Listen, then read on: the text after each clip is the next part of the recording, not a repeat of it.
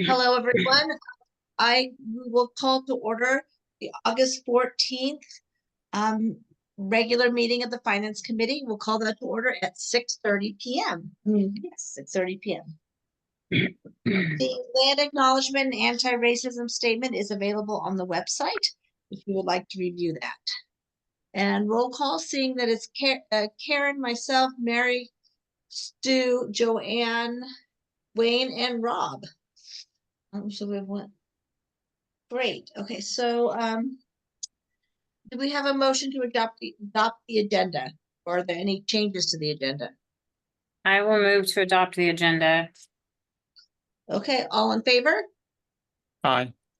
Rob's in favor. Okay, great. Lori, I'm having a little trouble with my camera, so anything that we vote on, I'll do it audibly. Awesome. Thank you so much, Rob. And Joel is here. Okay, does anyone have any announcements? Okay, we'll just announce that we are having a town hall meeting this coming Saturday at 1:30, correct? Yes. 1:30, yeah, 1:30 in the dance barn. It would be great if you all could be there. If not, it will also be available on Zoom. And if you want to make a comment and you can't be there in person, you will have an opportunity to have the 3-minute comments made available to you via Zoom, so everyone can participate. Lori, could I have an announcement real quick? You may. I'd just like to announce that we are currently in the period open for candidates to apply for either the open board of director seats and nominations election seats and the architectural control committee seats. There are applications available at the Welcome Center. You can get a hard copy there, or on the website. There's a link there where you can download an application. The application period is between now and closes September 3rd at 4:30 p.m. Thank you. Thank you, Rob. Okay, so any other announcements? Okay, so do we have any property owners that are waiting Joanne to speak? No, we do not. Okay, then we will move on to approval of the July 24th, 2024 minutes. Do I have a motion? Move to approve the July 24th, is it? Meeting minutes? Yes. Any discussion? Oh, no, other than I was just catching up on my Robert's rules.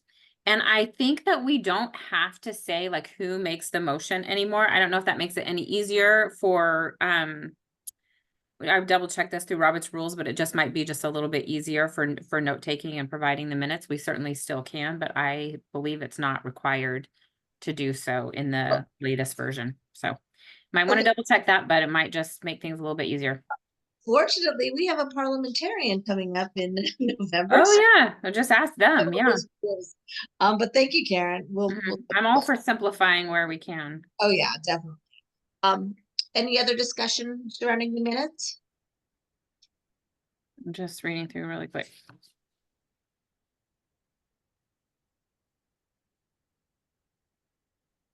I don't have anything else to say. All in favor of the July 2024 minutes? I'm in favor, Rob. Stu? I'll have to abstain, Lori, because I wasn't there. Okay.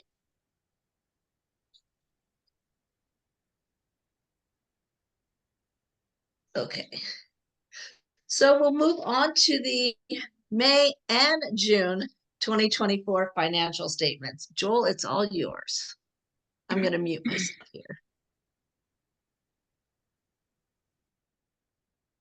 Yeah, I guess, well, the good thing is now, I mean, true, we do have May and June in the agenda, but I guess at this point, we might as well just go ahead and just focus on June, since that's Yes. the most relevant information. And just in the interest of time, and so, oh, let me share my screen here.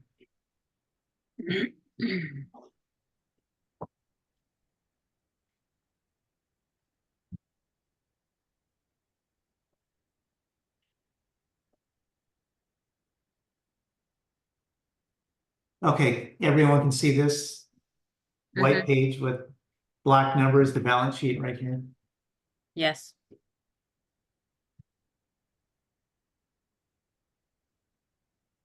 Okay, so basically, just starting out with the balance sheet, there's really nothing really all that kind of abnormal going on with the balance sheet. There's nothing unremarkable with it, which is good. Basically, I guess maybe this with the current assets right here, really you can see an increase of close to 100,000, but that's pretty much, this is for insurance up here, prepaid insurance.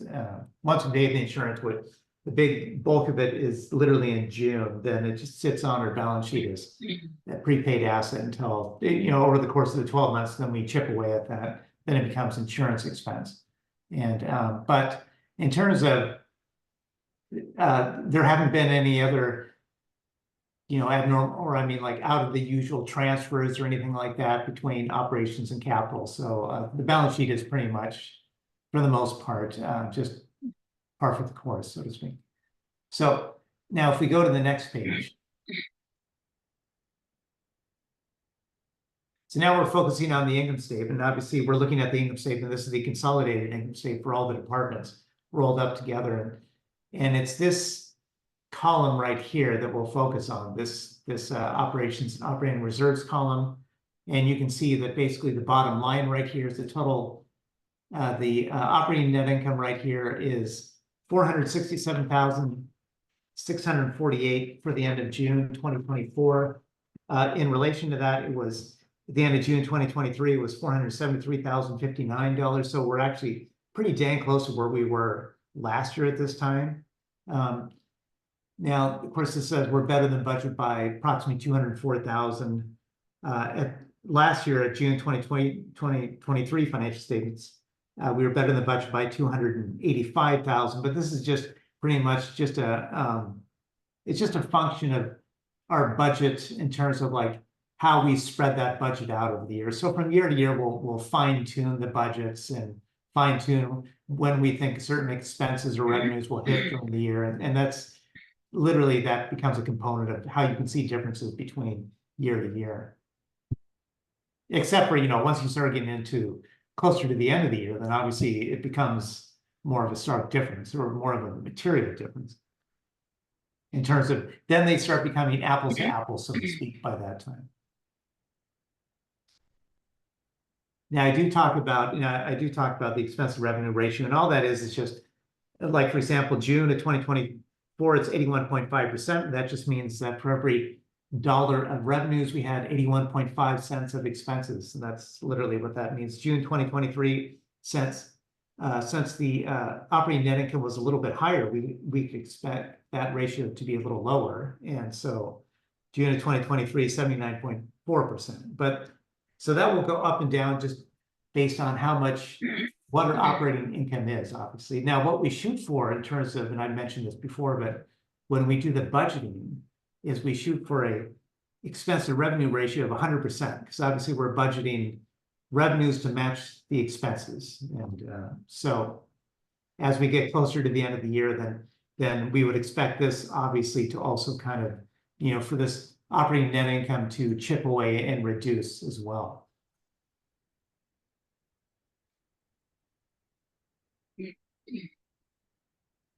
Now, if we go to the next, or wait a minute, let me point out something else here too while I'm on the income statement. So our collection rate, as you can see through the end of June, is 97.1%.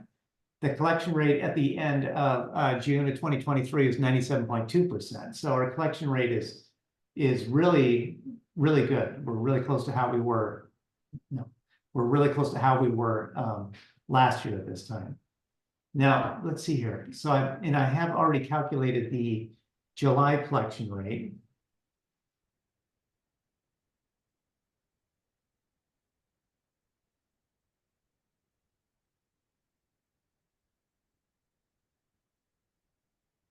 So the July collection rate is 97.5%.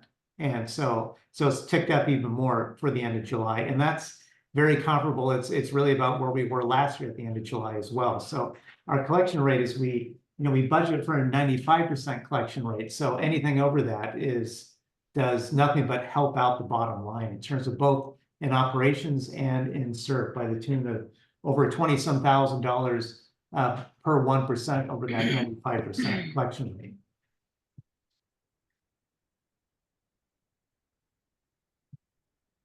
And also in the 2025 budget, the proposed budget right now, we budgeted that with a 95% collection rate as well.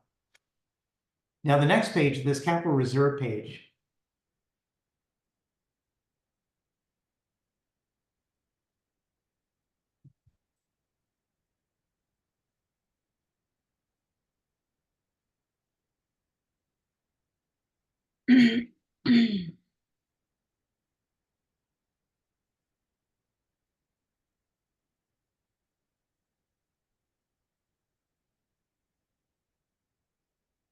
I'm going to go ahead and pull up the capital reporting page because I don't believe this is in the agenda, but I'll just pull up mine here.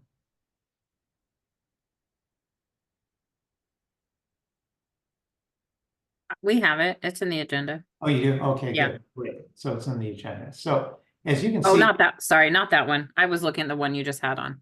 Yeah. Oh, okay.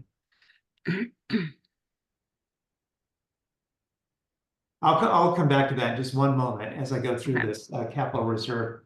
So this is a really handy sheet, and obviously I bring it up every single time I do financial statements, and this is this is a very important page which gets used in budgeting all the time, like when we do the capital budgeting. So I'm just a quick run through. Of course, I've done this from month to month, so I'll just go through it very quickly. But so if we just focus on this CERF, this first column right here.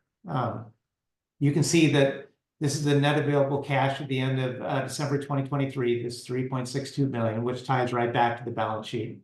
And then this is all the cash that has come in for dues, and not just dues during the year, like normal dues, but also past dues that people have, like as they pay dues from say like 2023 and before, then that will also show up in here in CERF as well in this number, obviously the CERF component of the dues. Then we have investment income, some asset sales right here, fixed asset sales. Here's where the board approved transfer total amount shows up, that 105,600 transfer that was approved by the board. And then we have basically the 2024 expenditure. This is all the money that has gone out the door for, paying for approved capital projects that the board has approved for, CERF loan payments, so on and so forth. And then when we get down in here to the, then we have this net available cash, I should say, and then that also ties back to the June 30, 2024 balance sheet amount. So this 3,662,708. So if I just go right back to the balance sheet, there's that 3,662,708 here. And then there's that 3,627,018 that I also pointed out, which is the starting amount right here at the end of December of 2023, as you can see. And then we have a couple things, just like a prior year collections from previous years. This is a conservative number, but here's the outlook in terms of this. That's how much we're expecting that's the budgeted dues for the remainder of the year. So July through December at a 95% collection rate. That's what we expect to take in. Now, hopefully we take in more than that. And if we go by how we've gone past years, we will. And then here's the CERF loan payments, for the last 6 months of the year. And this is the big number, the obligated expenses holding $1,665,000. Now, if I go back to this sheet, you can see there's that amount right here, this $1,665,304. And this capital reporting sheet is showing you all the capital projects, everything that has been approved by the board. And they're still open.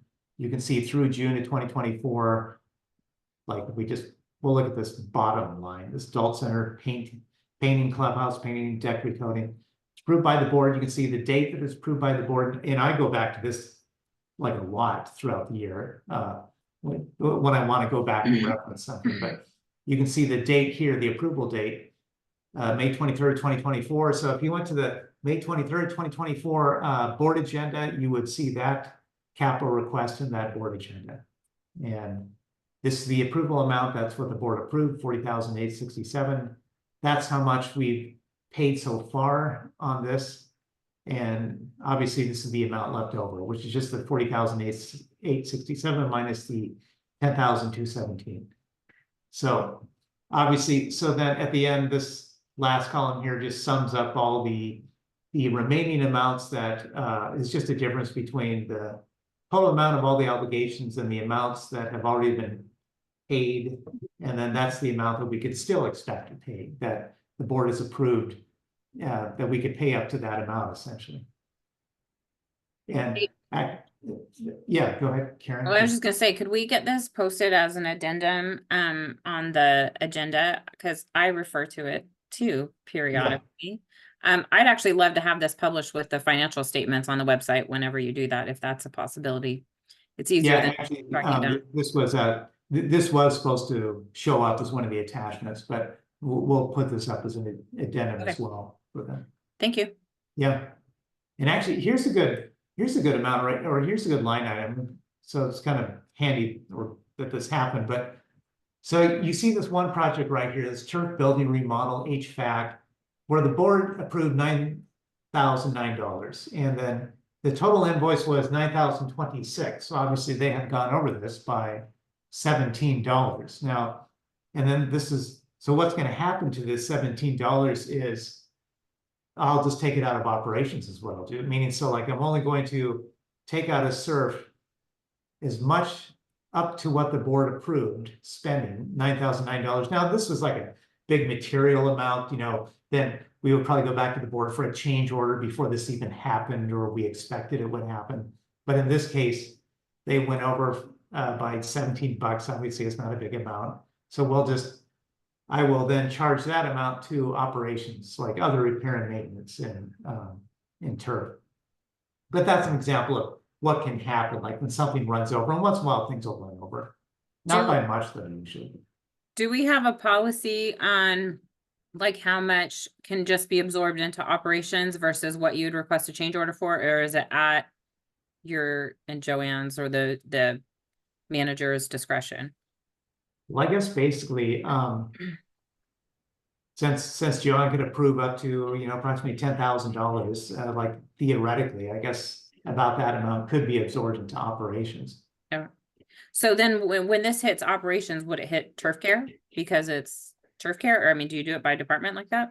Yes. So I'll just put it to wherever it looks reasonable to put it to. Okay. So if it's a turf care building, then I'll put it in turf care. If it's area Z, it goes to maintenance. If it's accounting, then it goes to any other department except for mine. You field all your stuff out to someone else. That's right. Yeah, that's the advantage of having control over all the members. How you balance your budget. Nice. No, I'm just kidding. Obviously, very rarely will you see a capital project related to accounting. Yeah. Hey, unless you get new accounting software someday, maybe. Yeah, like accounting software, computers, or something like that. Yeah. Okay. So I'll go back to, and then roads, it's the exact same drill. You can see the major or the obligated expenses holding that $1,185,512.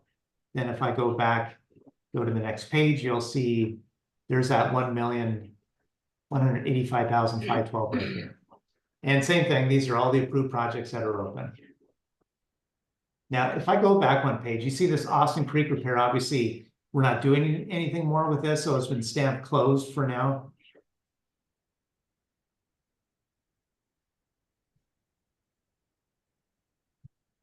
And obviously, the three big funds, with expenditures coming out of it would be SURF and roads. UDR would be the other one. These others like the mailbox fund that we take dues into. I mean, we haven't had any expenditures out of there, and we won't for a while.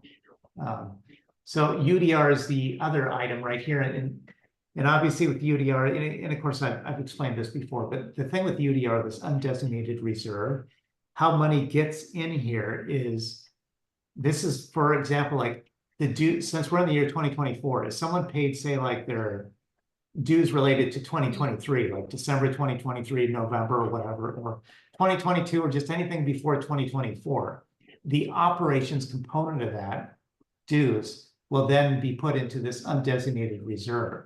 Now, the CERT, so like if someone paid their dues related to, say, like December of 2023, the ops dues, the operation dues, goes into undesignated reserve.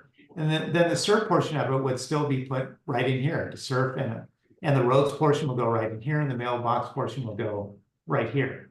But the operations portion will go into undesignated reserves. So Joel, if any of that past dues is paid, so 2023 dues is paid, or 2022, and it has a payment for the special assessment, those funds hit UDR as well. No, actually, those would just go to operations.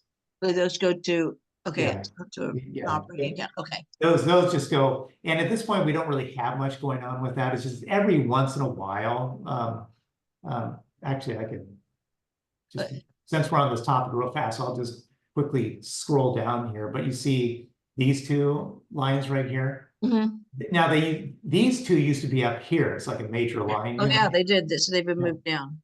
Now I bumped them down here because you're not going to see much going on with these lines at this point. So, Yeah. so you'll see like year to date, $411, and that's just basically paying dues from the past and stuff. And so at this point, you'll see small amounts showing up here. I And didn't then even that notice. just shows up right in rec like normal. So that does not go to UDR. That literally is just helping out the rec department. Okay, perfect, thank you.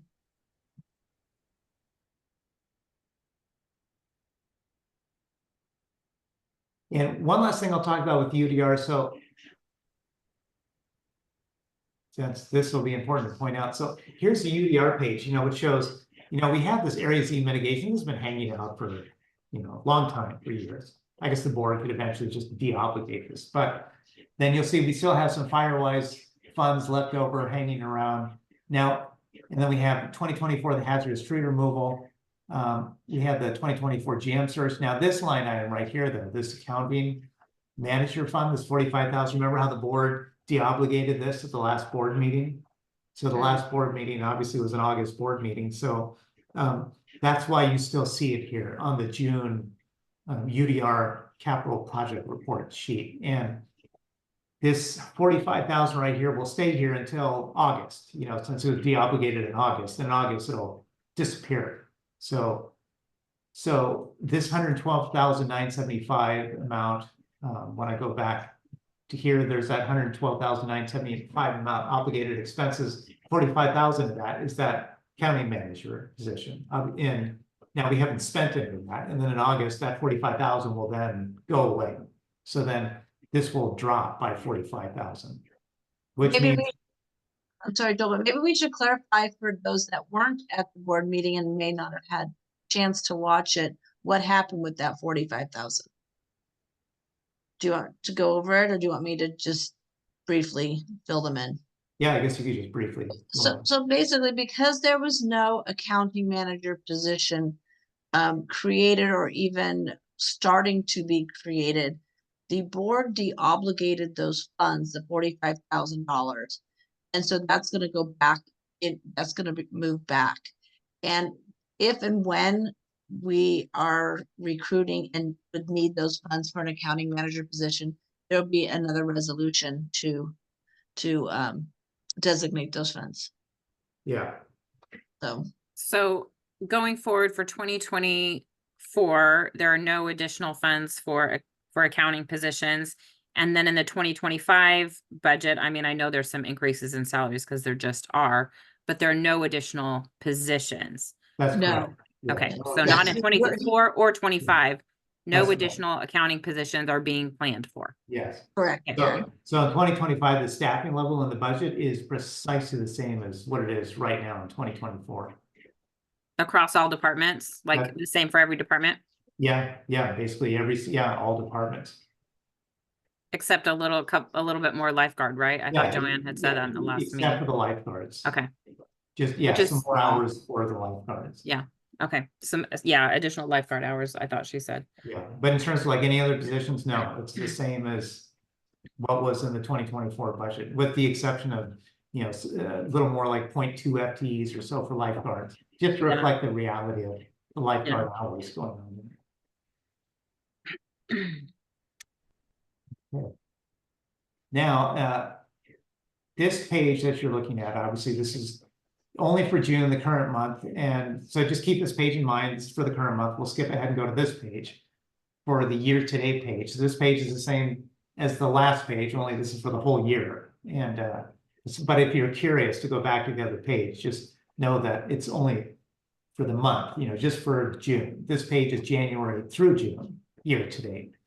And this is just showing you a breakdown of by departments. Obviously, there's that, remember how I mentioned that 467,648 operating income on the income statement.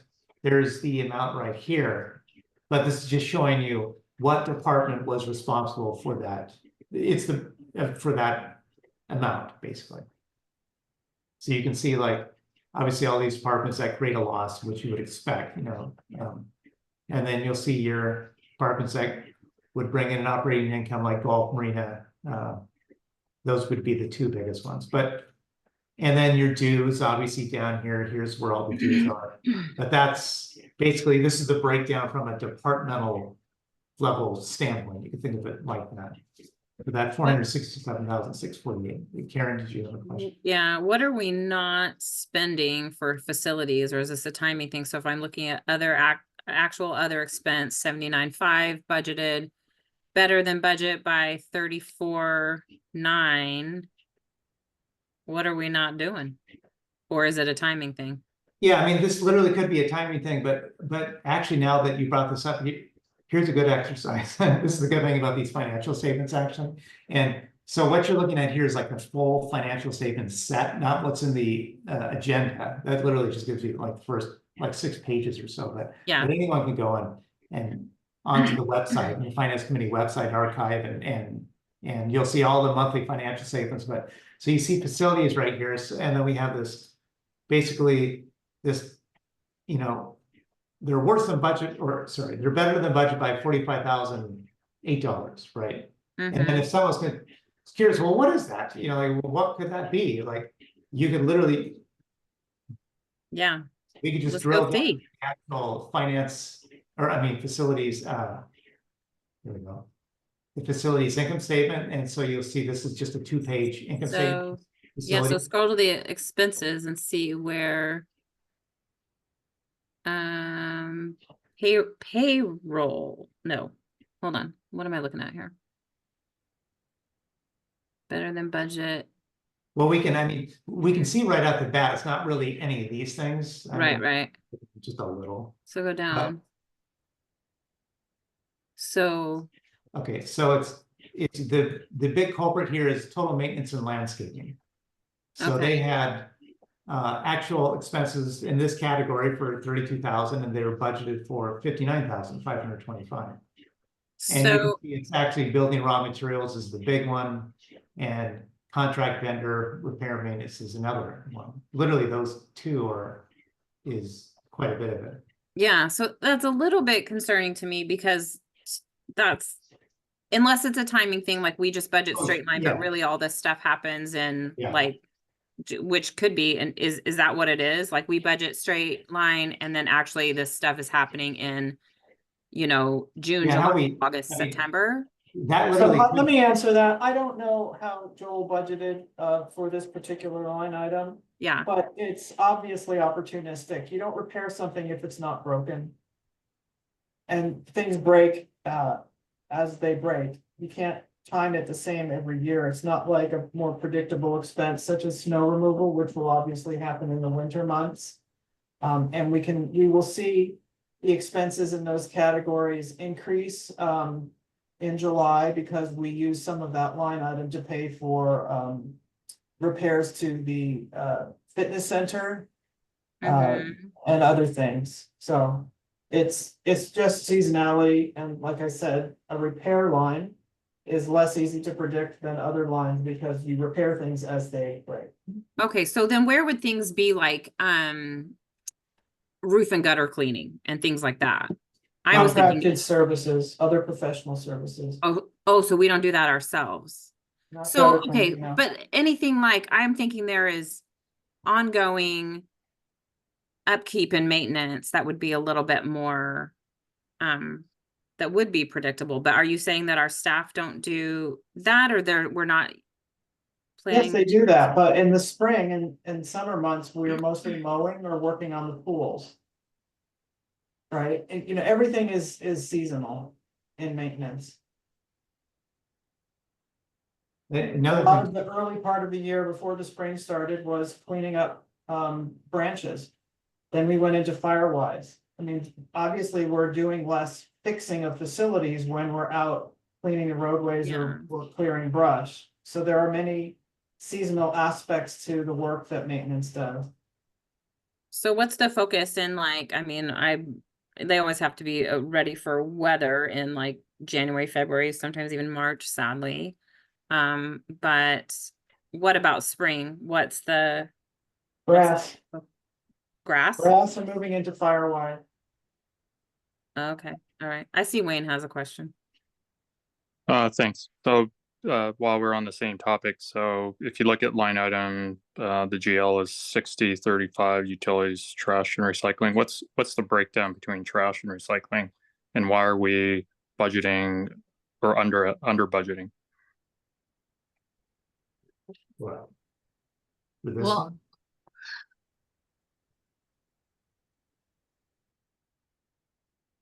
this one literally could just, I mean, this could literally just be the timing of invoices, like when invoices come in.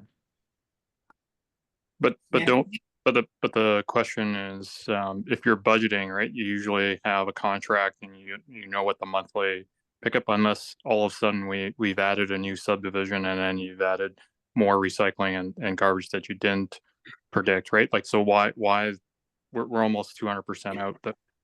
It's under, actually. It's the actual is 5,000, the budget was 12. So it's confusing because the variance is negative, but I get what you're saying, but yeah. So, I mean, so all of these utilities and in a lot of these expenses, like when we budget for these things, like department managers and we'll also, like Joanna and myself, we'll look at like prior years, how much the amounts were on prior year's budget. But something like this, this also can literally just be timing of when invoices actually hit into the AP system. I think So that's we're- like one invoice that I just signed. Yeah, Check. so if you take a look, It's gonna jump. Joel, can you get rid of the dialogue box and open it, please? Okay, so if you look at the annual budget, it's 25,497 for that line. These are the June financials, so that's 6 months of the year, and you can see that the budget includes allowance for about half for almost exactly half of that total for the annual budgeted amount. And the fact that we're behind can be due to the timing of invoices or this trash collection is based on the amount of trash collected. And that can vary tremendously when we have many more events in the latter half of the year than we do in the first half of the year. So they're only gonna call for a dumpster pickup out of area Z if it's full, and it won't be full in the earlier months because no one's outside. We don't pick up trash from homes, obviously. We're picking up trash from the cans that are out and about and from our buildings. So most people go outside when it's warm, and that's when they generate the most garbage, and that's when we pick up the most garbage. So if the budget was flatline equally in each month of the year, but we pick up more trash and need more dumpster pickups in the second half of the year. Yeah, no, I understand. I guess if it's event driven, right? So if you plan for 20 events in the year, right, then you've budgeted for maybe one pickup or two pickups, and then you buffer against increases by the event. So if it's a bigger event, then you can put the buffer in there, right? So it just seems kind of funny that we're 200% difference. That's what I'm trying to say. Mm-hmm. Well, I mean, another thing too, like like in reality, you know, when we're looking at financial statements and stuff, like total utilities is literally within, as you can see, about $2,600. So to be quite honest with you, we're not gonna spend a heck of a lot of time worrying about from month to month, like why this one particular line item is. Yeah, no, I understand. It's just, yeah, it's just an example. I mean, I was looking at your earlier screen. I'm very interested. At like a bigger amount, like 300,000. That's a bigger number to chew at. But that's okay. Thanks. Yeah, and actually. I'll finish this off real quick because we're almost done with the financial statements and I'll just, you know, because I always talk about golf. So the actual revenue right here for golf, as you can see, through June for the first 6 months, 709,555. Now for the first 6 months of 2023, and 2023 was obviously golf's best year revenue wise, and that was better than the year before that, and so on. They were 690,061. So they're actually ahead by $19,494 revenue wise this year than even over last year, which is great. The total expenses for golf, obviously their expenses will be higher, which is a combination of this 366,656, this actual salary, benefits, and all other expenses, 224,147. Those two amounts right there equal 590,803. Last year through June was 555,723. So their expenses are up for the first 6 months by about 35,000 from last year. But then again, you know, we have had like with the CBA finalizing with the union and stuff like that, and contracts re-upping, and there have been some additional expenses this year that we probably won't see next year as well. And you'll see that the right here, net income right here for golf, 118,752. Last year was 134,338, so they're pretty close to where they were last year, and that's even given the increase of some of these expenses that probably wouldn't expect to repeat next year. So golf is doing really well. Now with Marina, might as well talk about this line item too. You can see actual revenue, sorry, 235,254. Last year through June, it was 184,157. Obviously, we did have increase in marina fees. So the marina revenue is up by $48,097, which is great, which obviously is contributing, you know, to the operating income. And net income for marina through June, 225,726. Last year, net income for marina through June was 176,541. So golf and marina are doing well. Can we drill down a little into the rec pools and parks? Sure. Just the pools, and then just the community center one. I'm just curious what is driving, that seems like a high number for June. So rec income, okay. Facility rentals, 7,000. So those are just like one-off. Yes, and Okay. we sold out the quiet pool rentals very early in the season this year, which drew the revenue forward. Okay, but it's not showing any, wait, I might be off a line. 1, 2, 3, 4, 1, 2. It's only showing 100. Oh, it's not showing any revenue, quiet pool through June. It's all going into the regular pool. I'm just telling you what's driving total pool revenue. I don't think they're charging it correctly, but I mean, by the type of pool. Yeah, it's all going into main pools, yeah. main pool And income. obviously, this is a consolidated type statement. It's Yeah, the yeah. rec, pools, and parks all together. Oh, yeah, great. Okay, perfect. So, but that line, the quiet pool income is not when quiet pool is rented, that revenue isn't going into quiet pool income, it's just going into main pool income. I don't know that accounting differentiates. Joel can correct me if I'm wrong, but it's all pools. And that's what I've seen in the statement so far this year. Yeah, and you can see by looking at this, all, so just focus on where that is, but you can see the budget remaining $300, for this, so Mhm. that tells me that most of this was not budgeted in that line. item. So, hold on. If we rent it out for what, 12 weeks of the summer, maybe 2 times. So quiet pool income is maybe around $2,000-$2,500. If it's rented every time it's available.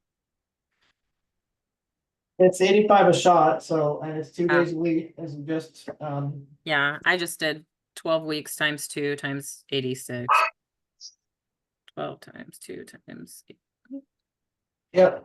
Yeah. And, we've been steadily increasing the number of, pool passes we sell Mhm. as we come out of COVID. That's also, helped out by the fact that we have the Y doing the swim lessons. And although we don't have a lot of people bringing students here from outside the community, we do have a lot from Geneva. And those folks, in order to take their swim lessons, have to have a pool pass. And then if they're gonna have a pool pass, they might as well come here more, so they end up buying a season pass for the family. So we've Okay. seen pool revenues increase for sure. So that reminds me, do we get any other revenue from the Y holding swim lessons here besides just what is required for non? Yeah, it's a traditional arrangement. We Okay. get, the 20% of the revenue. Oh, it's 20% now. Okay. And then, what about, doesn't one of the schools use, or maybe more, use our pool for swim lessons? Is that? Bellingham-based swim team Oh, rents the pool for their practices, and I have steadily increased that income over the 2 years. I think it was about $5,000 this year. okay. And then where do I see, what line is that in? Is that in facility rentals? That should be in pool income. Oh. Oh, okay, the main pool income that's 71.75. That would make sense if it's $5,000. Okay. All right, thank you. Yeah, Joel, can you go to the income page? which, I mean, just the main one? Yeah, the one that lists everything. Okay, Oh, I don't like that one. The more detailed one, Yeah, it doesn't matter. My point is, if you maybe, are you talking compare, about? that one. if you compare the income to last year, you can see that we had significant increases in not just the obvious categories like golf and marina, but all of the smaller categories have increased as well, as we've started to advertise, for example, in the views, the fact that you can rent a pavilion. And you can rent the dance barn, and by simply telling people that we have these amenities available to them, we have appreciably increased it. Joel never gets to this level because these line items are in aggregate too small to notice, but that's the impact of just good stewardship. It's not, it's not stunning, but it is a good indicator over time that the community is beginning to really use these assets again, and that's a good thing. And we make a little money off it, so. Pool income is the most significant contributor to the total income. And the growth there is due to the focus that we've had on choosing or negotiating a rate with the Bellingham Bay swim team, that covers our costs, and with making sure that the swim lessons are filling up and getting the pool passes sold to people. And we added another set of lessons. So last year we had 2 sessions. You could take lessons in July or August, and you came 2 days a week over the 4 weeks for 8 lessons. This year we added a weekend, which we thought would be good for working parents. And they come once a week for 8 weeks. So there were 3 sessions. So we've increased the number of students, that increases the amount of revenue. So small steps just to be good stewards of what we have here.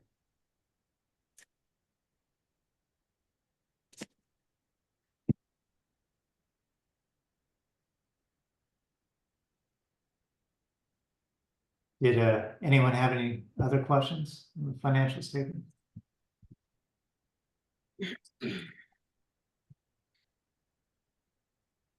No, but did something to my thing. You what? I did something to my screen. Oh, Okay, we'll figure it out. What happened here? Did you stop sharing your screen, Joel? yeah. Did you Okay, want maybe to- that's just for us. Yeah, Okay. Well, thank you, Joel. Yeah.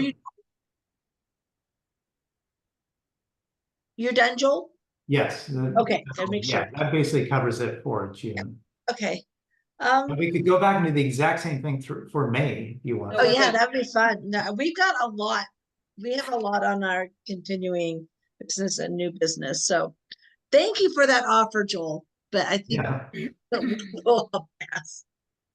Okay, so moving on to continuing business, the operating budget discussion and questions. Does anyone have any questions over in regards to how we came up with the figures? I'm taking credit for Joel and Joanne's work. Came up with the figures for the 2025 budget. Or does anyone have a problem with any of that they see with any of the numbers? This is your time to speak now or forever hold your peace. Well, I did want to, I just had a question, kind of what we were just talking about with the main pool income. It's increasing, I believe, from 19,000 to 25. Hold on, let me get myself situated here. Where did I put that? And I was just curious I mean, I guess if we've got 19 already through June, that's probably pretty not that far off. So maybe, do we happen to know where we are through July, Joel, by chance? Because July, I imagine, is a big pool revenue month. Or yeah. Let me find the right paper.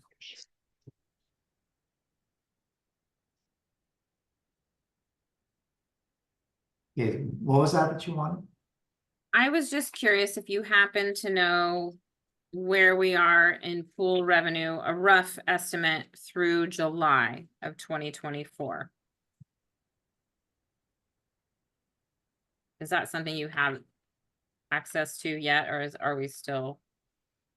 Well, I mean, I can see where so far that's in the GL. I mean, this could be everything in there, but it looks like we picked up another 9,300 for July, so Oh. 6,489.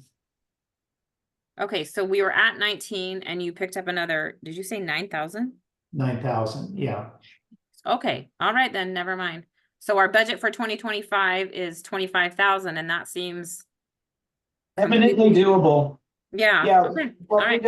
we don't over project revenue because you don't wanna spend money you don't necessarily have in the bank. Yeah, no, that was the only one that to me seemed maybe generous, but I mean 2023 was 19,000. It wasn't that far off. It was higher than 2024 budget, but to 2023 actuals it wasn't that big of a jump, but still you always wonder if that stuff is going to plateau, if we've kind of hit all of the people that are interested in it. And basically what I can tell you is we have not scratched the surface. This year's revenue will surprise you when we close out the season. Yeah. So the next thing I think, just to kind of think about that, and I know we have a fee discussion coming up, but is at some point it becomes less beneficial to continue to attract non-members to come and use our pool. There have been several days this year when we've been at capacity. I don't believe it was at pool capacity, but it was at lifeguard capacity. So I know you were planning to add more lifeguards, which is good, but you know, having over 100 people in that pool or around that pool, especially we have a lack of, pool chairs and stuff, is not the best. And if we were getting to capacity every day, so I know that's probably part of the fee discussion. But but yeah, I think we want to make sure we're balancing that to make sure it's still beneficial to the members and it's not just becoming this profit center where the members kind of don't enjoy going to the pool anymore because it's so crowded with Yeah, everybody. no, I think the thing to do would be to strategically increase fees for non-residents so that fewer people come and they give us more money, so we lose no revenue. Yeah. But we have a more enjoyable experience, maintaining the, equity for the members. Yes. And I don't know where that flexion point is. We don't have No, a we'll good probably way of- cross it before we figure out like, oh, hey, we. Yeah, I get it. And believe me, I wish I had more data, but it's thin on the ground. People wave their passes and walk by, they don't, they don't necessarily swipe. So Yes. it's tricky figuring out who's a resident, who's a non-resident, and the system doesn't capture it. They capture the total of the transaction, but we can't even tell a lot from that because if people are buying guest passes, but they are members, do you see what I mean? It's very confusing. It's hard to Yeah. unravel. Yeah, But I agree with you in principle. We should be raising the fees for non-residents to the point where we discourage some people from coming, so we maintain the enjoyable nature of that amenity, but we are still getting the same revenues. So I Yeah. would suggest modest increases, and that's what I have done for next year, and just continue modestly increasing them until we hit that flexion point, and we see the revenue dip a little, and then you might want to retreat from that. yeah, I agree. And that kind of segues into my next point, which is my only concerns, and I'm not suggesting a change to the budget, but this is just a concern that I have. I know that we're at the max. I'll just tell you right now, going into it, I would have said we need to put more into capital and roads than we are. But as I went through the operating budget, I don't see any place really to make those changes. I thought you did a great job answering questions, you and Joel both, and the managers that were there. I very much appreciated having them there. I would love to be in a position next year that we also have a rec representative there, even though Joanne, I think you do a great job of speaking to it.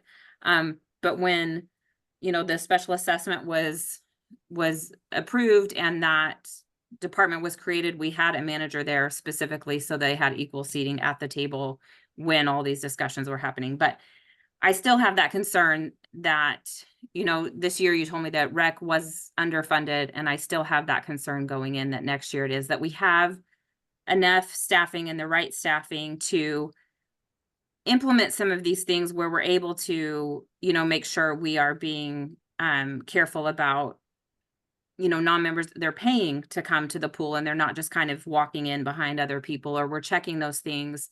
Or we can implement policies and things to maybe collect better data so we know where we're at and we can look at data a little bit better. And then, just making sure we're like that place gets a lot of traffic and that we're keeping up, like it's getting vacuumed and the locker room floors are getting mopped on a regular basis. I want to make sure that that's happening.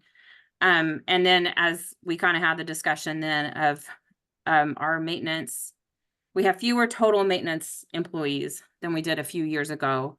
And I share the same concerns that Mike did, that if there's an area of risk, it's there. So I don't see anywhere we have the room in the budget to increase that or increase capital or roads. But those are just concerns I have. Well, I want to let other people talk, but I also have some questions about previous years' surpluses, including rec special assessment surpluses, and how maybe we could utilize those to offset any budget discrepancies. So as I understand too, like the GM salary for the new GM is kind of a range, and that is not fully budgeted in there. So I think there's some areas of risk, and I don't want to overstate that, but there's possibly some places that need additional funding. And are there opportunities, just like we did with the 105,000 transferred into capital this year, to utilize previous years' surpluses to fund those things? Karen, I do want to say that Joel and I will be working on, we did a rough estimate and which was enough to satisfy both of us, but not the membership. So we will be putting ink to paper tomorrow evening, reconciling the rec special assessment funds. Okay, well, So we'll know what we're talking about. We'll know if there's excess, if there was excess at the end of the assessment, where it was used. So we'll have answers tomorrow. okay, but if it was used, wouldn't we have seen a transfer in? If we're using previous year's revenue No, to, I believe it was all used in 2023. right, Correct, Joel? Joel, you jump in if I'm misspeaking. Wake up. Yeah, It was all basically, used in 2023, I think is what we. oh, yeah, it was definitely used in 2023, meaning like at the end of course, I'm just doing this off the top of my head. I'd have to like pull up the system and go back and look at the years again. But at the end of, just for an example, at the end of May of 2023, you know, which is when that thing expired. Let's just say there was technically a surplus, you know, from when this thing began, which was 2018, I believe, right? It was 2018. yeah.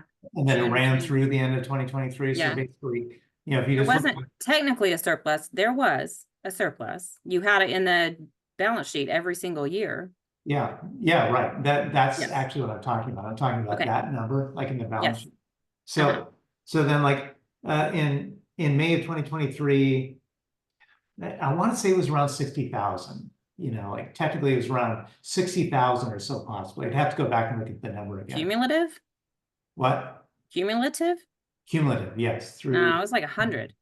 Well, I mean, but then you'd have to look at, I'd have to Okay. go back and look at the numbers. So this Okay. is, Why don't we just give it 24 hours so that we are not guessing at numbers and that we'll have something? Because when Joel and I went through all those, it was just like pencil on a piece of scratch paper. Yeah. So my Like, only us question is this, if we are utilizing previous year's revenue to satisfy current year's expenses, let's say we're in 2023. So we were using previous year's revenue to satisfy current year's expenses.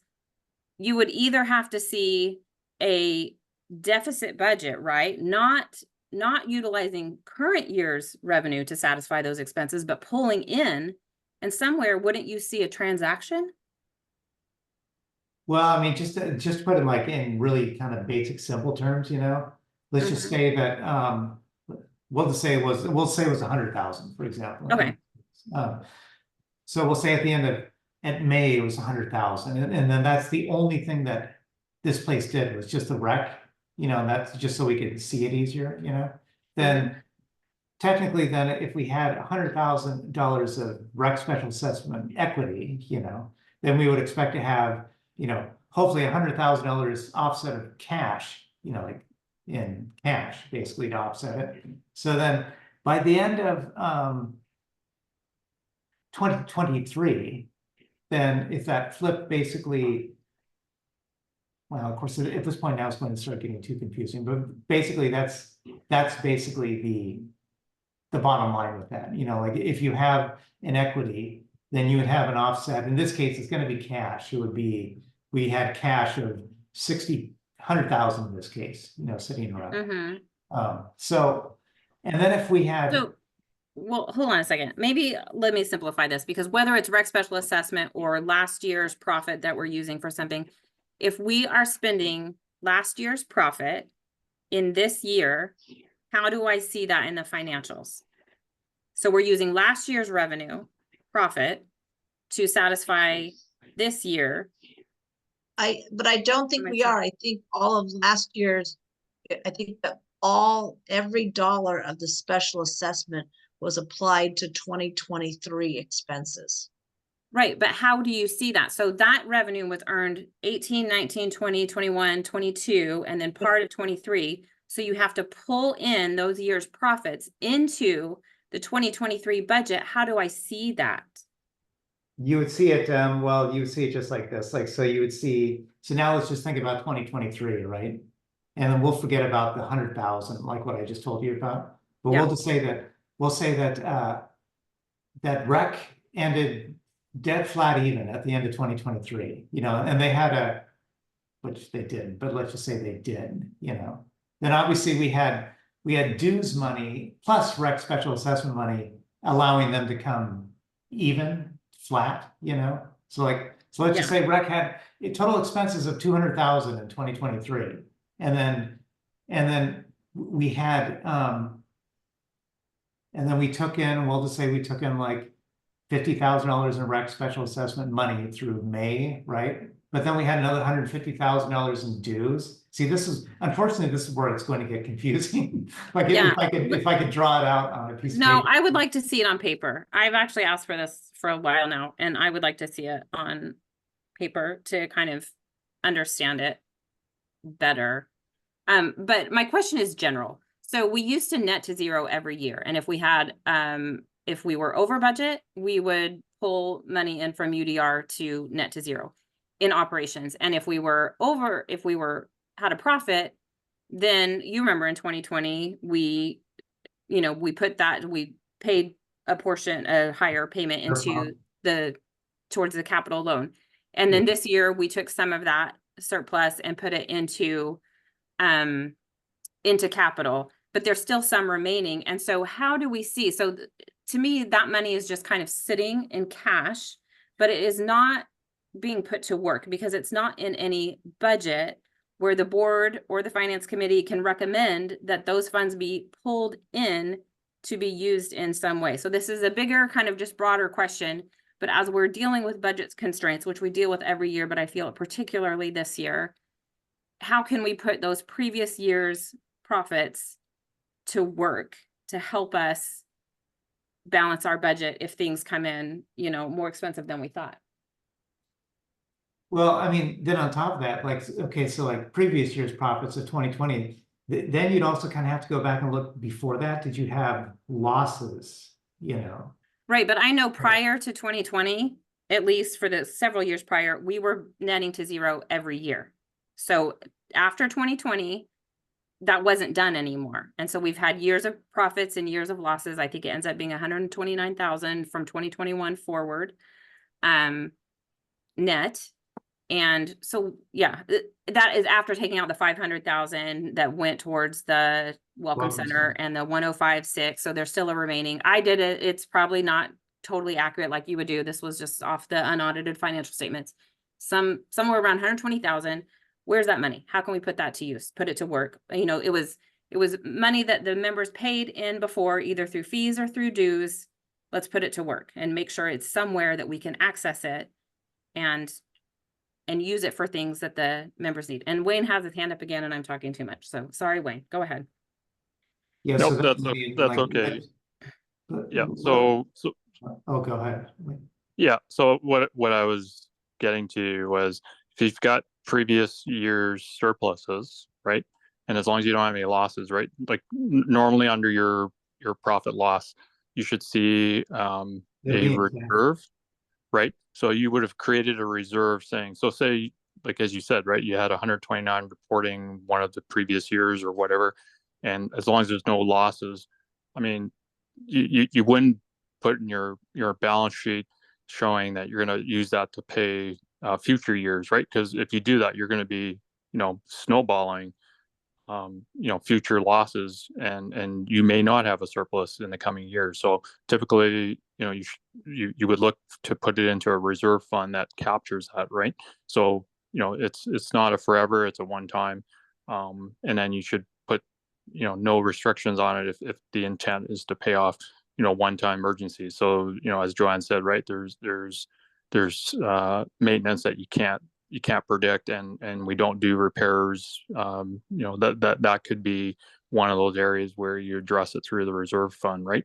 But you can never rely on that reserve fund. So Joel, I'd be interested to see going forward that if you're reporting any surpluses, we don't just magically move a budget or defund a budget somewhere and just say, yeah, we got to go pay something. Like, you should be tracking actuals, right? So to get a true picture year to year or every quarter, you shouldn't be just moving money all over the place, right? Because that'll just screw up your budget for the following year. Because what if you're short somewhere else the following year, right? Well, I don't think it goes anywhere, but we do have UDR and emergency ops and then our capital reserves, which those funds from previous years could be put into one of any of those Right. funds. Right now, they're kind of invisible from what I can tell. They're Yeah, I mean, previous year surpluses that are just kind of hanging out in cash.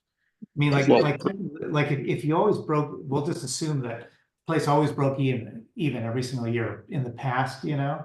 So then obviously all the revenues that came in, we'll say it's all cash coming in. And all the expenses that went out, it just balanced out, right? And then all of a sudden you have 5 years where you had $100,000 surplus. Well, then cash would have built up by another 500,000 if that's all that happened. But here's the reality picture though, right? Like, you know, we just defunded 45,000 because we said we don't need that position anymore, right? Through whatever reason, you know, we deferred maybe a new software upgrade for accounting or whatever the reason was, right? And then we're reporting all of a sudden, or sorry, you reported that we're utilizing the pool and we're getting, you know, tons of usage. But you know, the negative side could happen too, right? You have an unexpected maintenance fee because you've got over usage in the pool and you've got to do more maintenance, and we didn't budget for that. So how do you account for that? So the truth of the matter is that no matter how carefully we budget, we're never exactly right. Because we can't predict all the unpredictable things. And there are many things that we know going into a budget season that give us a little bit of leeway. One example is percent staff. We have a certain amount that is budgeted for staff, but we're never fully 100% staff 100% of the year. For the entire 2 years that I've worked here, we have not filled an open position, which has been budgeted in both of those years, and that was originally the environmental planner. And then I got the approval of the board to change that to be a compliance manager, so that we'd be able to do some things that need doing. And I can't make that change instantaneously. It must be negotiated with the union. So, long story short, we have had that position open and yet budgeted for all those years. So that means that there's funds available to spend that we can use for other things and did use for other things because we go over in some categories. And if you look line by line through the entire financial statement that you can find posted to the website, you'll see where we went over. And you'll see that we were under in other categories, and that's how we ended up overall with a small surplus last year. And so while the budget is as accurate as we can make it, it is not 100% accurate. And we do look at it every single month and make sure that we are within the appropriate parameters. But there is the ability to move funds within those categories. You know, and the scope of that is $10,000. I can authorize spends of up to $10,000 in operations without budget approval, without board approval. So there you have it. Right. What I'm kind of hearing from Karen and Wayne is like, say we finish out, you know, we get everything posted through December 31st. It turns out we have $95,000 that we took in $95,000 more than we actually spent. So now we have an actual $95,000 surplus. But because if that was a negative, we'd be pulling from UDR throughout the year to cover that. Conversely, if we have $95,000 showing as a net profit at the end of the year, we put that back into UDR. So that kind of, I mean, that's very just general. Yeah. Is that the gist? To me, that's a gist. Yeah. Doesn't have to be UDR, could be I capital. just picked, so Yeah. that at the end of the year, if we have 95,000 extra, we either need to have one huge party to use of that 95,000 for all the membership, or we need to put it back into UDR or put it into UDR so that it's there. It's just like kind of an emergency. It's like an emergency fund. That if we need to use it in future years. Is that kind of what I'm hearing from both of you? Yeah, no, Okay. yeah, so that's what I was trying to get at, right? Like you Okay. put it into a reserve fund, right? Because we're forecasting in the next 3 months, right? Like as Joanne's, forecasting, saying, hey, we're expecting a surplus or a windfall year for the pool, right? So while it's a windfall this year, and we also have heard that we're short of lifeguards or whatever, and all of a sudden we incur a huge pool bill, right? Because the overusage or whatever, right, causes us to replace a pump or whatever, right? So that reserve or that surplus, right, we could dip into that. I understand how you can make that call, right? So if the bill came to Joanne and says, hey, if we got a $10,000 bill, she can unilaterally, without budget approval, and start using that funds because it's an emergency, right? But if we start saying, hey, we've got some other plan that we want to use the funds, are we also saying that Joanne could actually go dip into the pool surplus and fund something else? I would think, when you overuse something, you're going to get some costs or expenses somewhere else, right? So if we're incurring more usage out of the pool, right, because we have more non-residents or whatever, I mean, we can address it through fees too, right? There's another way to handle that. So for maintenance, you can always generate from fees, right? For more than normally planned usage of the pool, right? So that's just one perspective. I don't know how the 129,000 surplus happened, but you would use that reserve to fund something back in the same environment, right?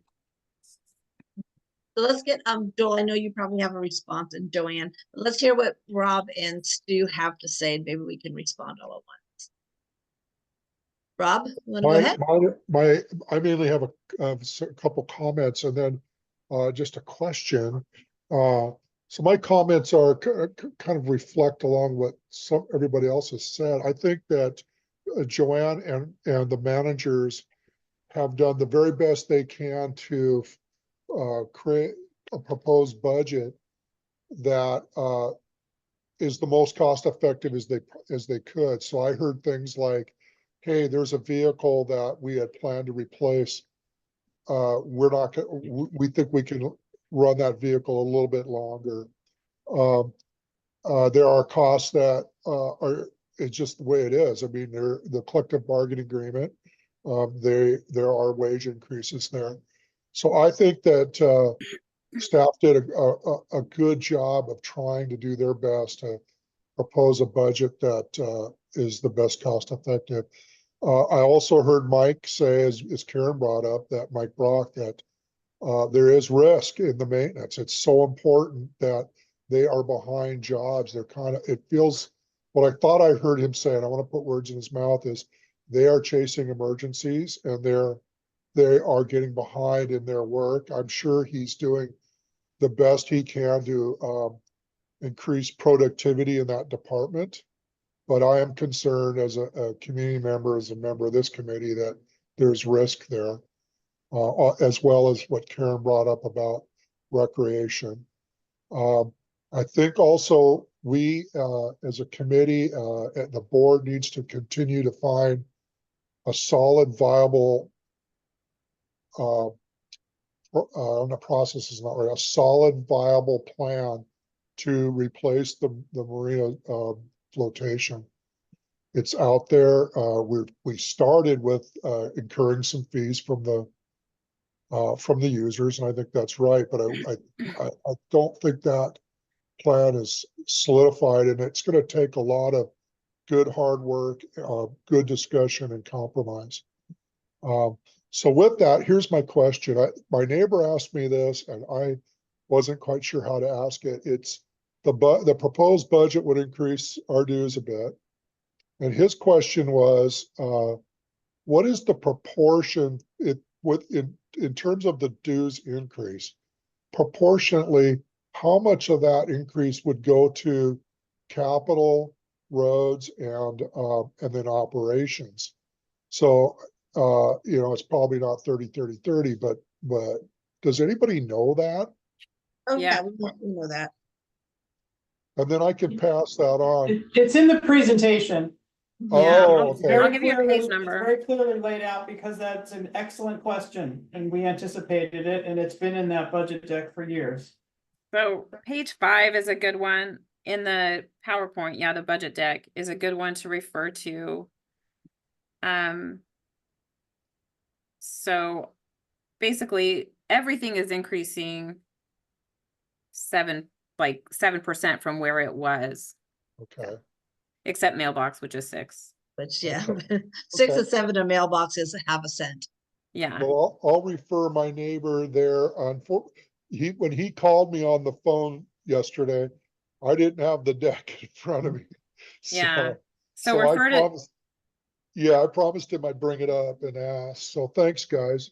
yeah, it'll give the dollar and the percentage change, which is a good, Yeah, it's a good. I flip. wanted to address though something else that you said, Rob. You didn't ask this overtly, but you said you felt that the association needed to have a solid plan worked out for financing the replacement of the wet slips. Did I hear that correctly? Sorry, I need to mute. Yeah, it's not clear to me that that plan's really solid. Well, and that's what I wanted to address. The capital budget includes the appropriate amount of funding to replace the docks, the wet slip docks, in the year that it's forecast that they will have reached the end of their life. And when you look at the capital budget, you can see that there is a surplus every year. So there is a plan in place to ensure that the right number of dollars are put away for that replacement. There's no question about it. It's there in black and white. And the totals at the bottom for every year show you that we have enough funding without increasing dues to pay for that replacement. So there is, while it is always good to consider growing current streams of revenue or adding additional streams of revenue that make sense for the association, always good to focus on that, but without changing anything. Without a further increase of dues, without a further increase of marina rental fees, the funding will be present to replace those docks. Okay, so, thank you for saying that, because maybe I'm distracted by some of the loud conversations that occur over this topic. So, if, assuming that the additional fee that's collected from the wet slip tenants stays constant, and the capital plan going forward, there will be the necessary funds there. Absolutely. Yeah, Okay. so one of the board directors brought up at the last meeting that the anticipated contribution from increasing wet slip fees by $1,200 per slip, the anticipated contribution of those additional fees was $105,600. And that was shown in the 2024 capital budget as a separate line item. Other board directors for most of last year and early in this year took exception with doing it that way, because there are rules about how capital is supposed to be funded. And directly designating a use fee to go towards the funding of capital is not the recommended way to fund capital. The recommended way to fund capital is by funding capital in a distribution of dues. That is a predictable and reliable source of funding to go into capital. The 2025 budget does implement, as we've all heard, a 7% increase. And that increase is allotted proportionately to both operations and the different capital funds. That increase in dues results in just under $100,000, so about 94,600, something like that, of additional funding from the dues payments going into capital, which is an approximate replacement of the 105,600 that was previously designated as coming from those use fees. In addition, we're getting it on additional revenue on the operational side, and we're keeping obviously the funding that we are collecting from having increased the marina fees $600 a slip, about half of what was originally proposed. And those funds are going into operations. because we're getting more funding in operations from both increased fees and increased dues, that's why we didn't have to change the allocation of the dues increase to all operations. Last year, the dues increase of 3%, all of that increase went towards operations. None of it went towards capital. Instead, they put $105,600 from those use fees into capital. You see the difference? I do. And it's just a choice, but the numbers are very similar, but it was simply a choice of how to show it on paper. Okay. We'll do Stu and then Mary and Karen. Just one last comment. And Joanne, thank you for explaining that. I think that clearly lays out things better for me. And if there's other community members that are listening, it's just lays it out and all explained. And I think that's good. Thank you. Stu, Oh, what? I get to talk? Cool. are you here in person? We have a really long agenda, so it'd be nice if we could move things forward. But my only comment was, as undesignated reserves are exactly that. It's for any, my understanding, any excess profits at the end of the year goes into undesignated reserves. That's the whole purpose of it. If we have shortfalls, it's going to be taken out of that. Please correct me if I'm wrong, Joel, but it's pretty straightforward as far as It doesn't automatically go in there. That's the thing. Yeah. Previous year's profits It do has not to be- automatically go. It has to be transferred in there, but that's Mhm. just a matter of paperwork. Right. That was exactly what I was asking for, is that making that transfer happen or Yeah, that was just- somewhere. If the board said to do it, then we'll do it. Right. Joel, let's take a look at those numbers from 21, 22, 23, and 21, 22, and 23 tomorrow. It won't take a sec. Yeah, We'll look at them. sure. Mary, Hey, everybody. I know I'm just like beating a dead horse, but I want to make it very clear that last year, when the budget came out, it was deemed that the marina was costing members a ton of money. And then after the finance committee looked at everything, we came up with the facts that actually the marina and the wet slips aren't costing anybody anything. And Joanne went back and did a reassessment of the marina fees, and they are at market value. And the marina fees did go up substantially by $600 a wet slip, which is quite an increase. And that money is going to go into refurbishing the wet slips down the road. And I'm tired of hearing all this negative stuff on some Facebook pages that are not true. And I hope people will come and watch this meeting and come and listen to our general manager and come and listen to our finance director and know the truth about these things. That's Yeah, all I'm going to say. I hope we have a Thank great you. turnout for the next couple of meetings. Okay, Karen, did you have something to add? Yeah, first of all, I wanted to just pop on and add something about that too, about the marina, and I just wanted to pull up the numbers really quick, and of course I'm having a hard time finding it. Give me just a second. I thought I had it open to the right page and I did not.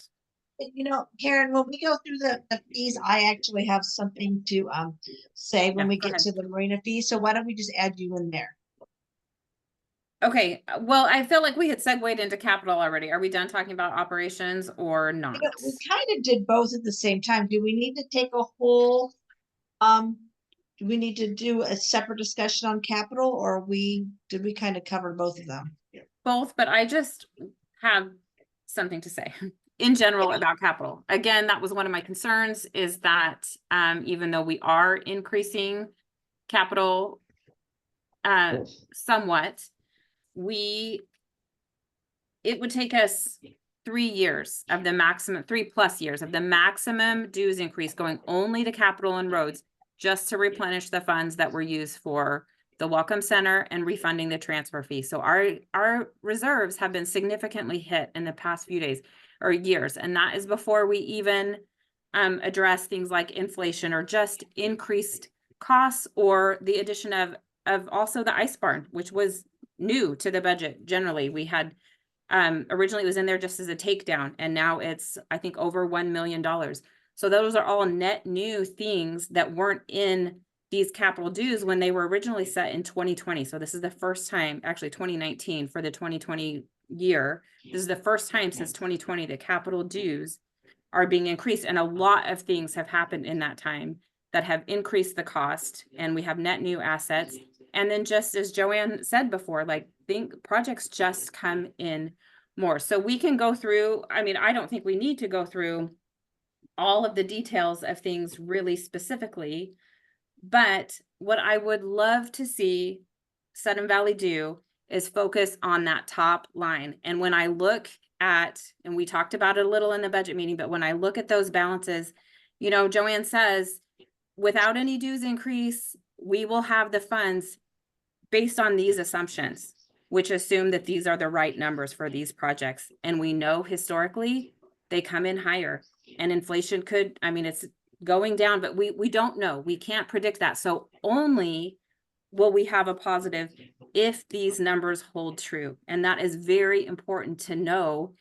And getting down to $175,000, you know, in available funds is very low. That is a very low reserve percentage. Our reserve study specialists, and I think even our accountants weigh in on this from time to time, our reserve study specialist recommends 70%. He also recommends increasing between 3 and 4% every year. We're doing that this year, but I think we need to be careful about saying we don't need any more dues increases. This is a one and done. That is not how reserves planning is done, especially not when we have gotten behind for the last 5 years with these net new assets and also record inflation. That's been 20% in that time. So what I would love for this community to do, for the board and the finance committee together, is set a goal for what we want. Right now, our goal seems to be not go to zero. And I would love to see us set a goal of a funding percentage that we are working towards, and have some sort of policy or something in place to say, hey, we're going to increase 3% every year, just like our reserve study specialist says, until we hit this mark, whether it's 35% or 50%, and then maybe we'll reevaluate and see where we need to go. But it's concerning to me to see those low of numbers and not have that focus on the top line, which is where I think we need to be, is what do we want our funding percent to be, and work towards that, not how can we move things around. You know, this is not the year, I think it's 2026 that the wet slips are in the reserve study to be replaced.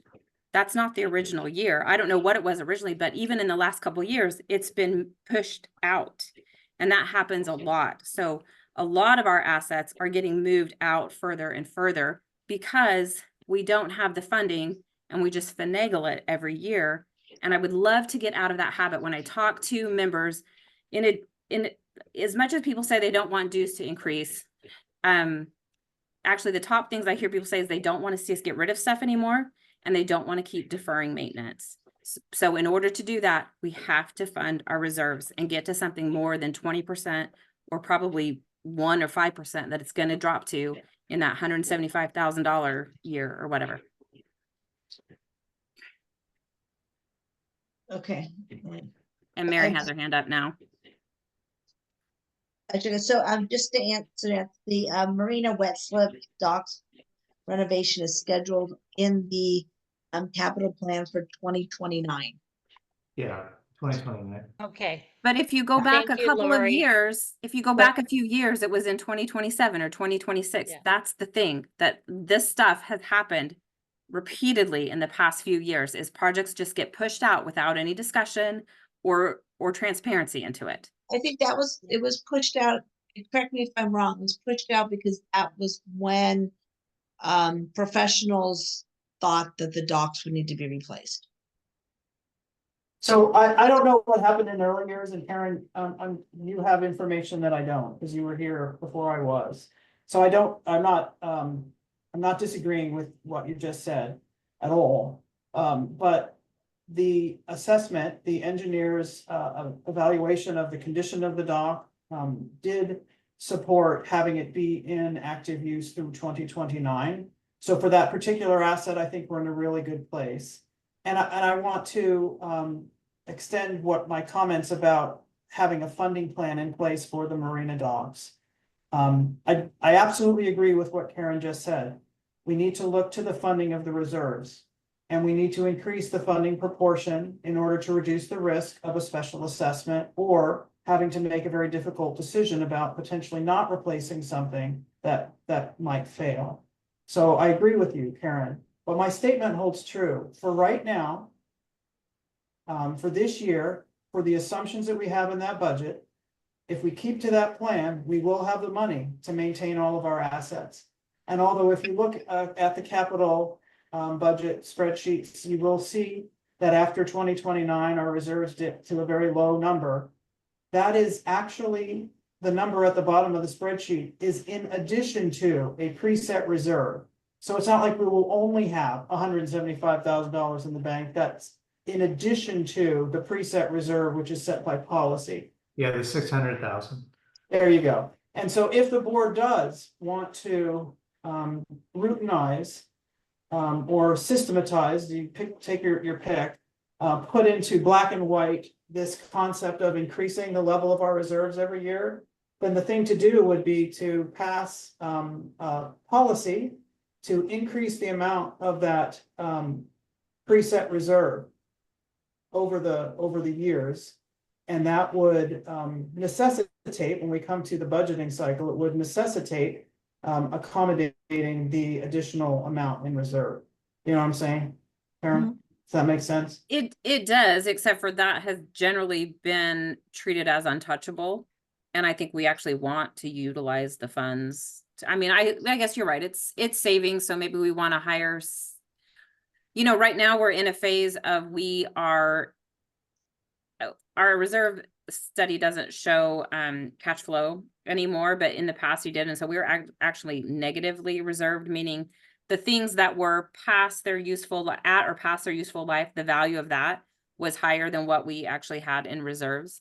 It's been a couple of years since we've had a reserve study that showed that, but we're not really saving yet for future projects. We're just funding them as they go. So you're right. Yes. If we put it in there, then that would be, you could call that funding for future projects that haven't gotten to their useful life yet, Right. or not in the plan. Yeah, I get it. Any more, Rob, do you have a comment on the capital budget? And Mary still did. Mary? Mary's in front of me. Yeah, I was just gonna say, well, you clarified it. Maybe the docks might need to be replaced in 2029, but they definitely don't need to be replaced in a year and a half from now. There can be maintenance done and we can drag that on.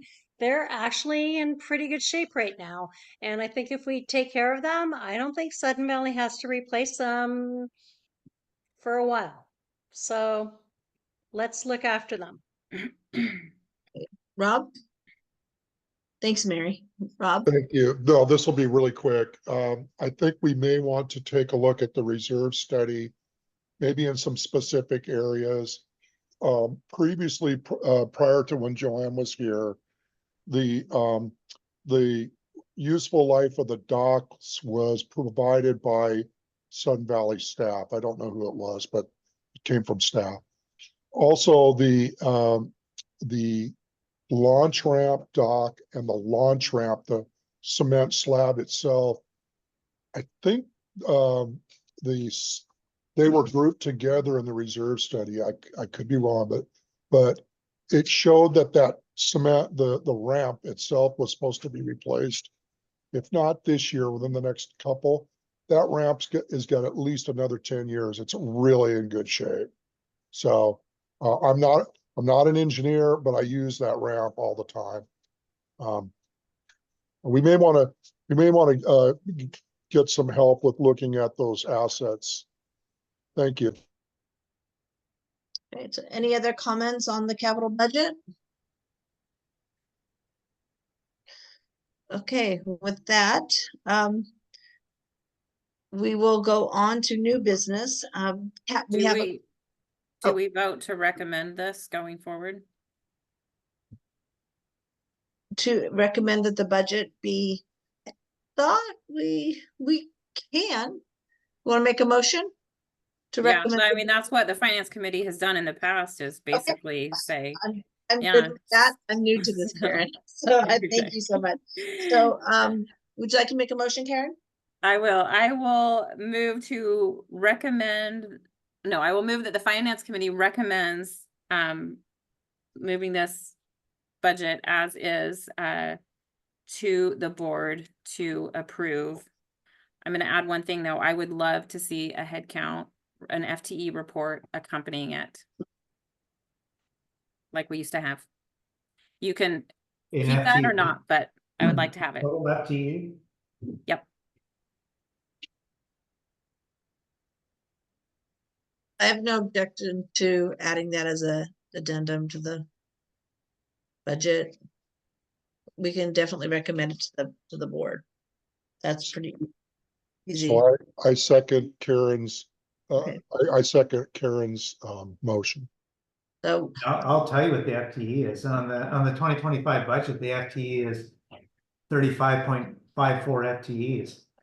I know, I want to see the report like we used to provide as a supplemental document to the budget. Oh, you mean that breaks it down by department, that one? Yeah, I Yeah. mean, it could even be as shown now, but just, I mean, I think like 50% of our operating expenses are salaries, so it would be nice to have that supplemental documentation to support it. Okay.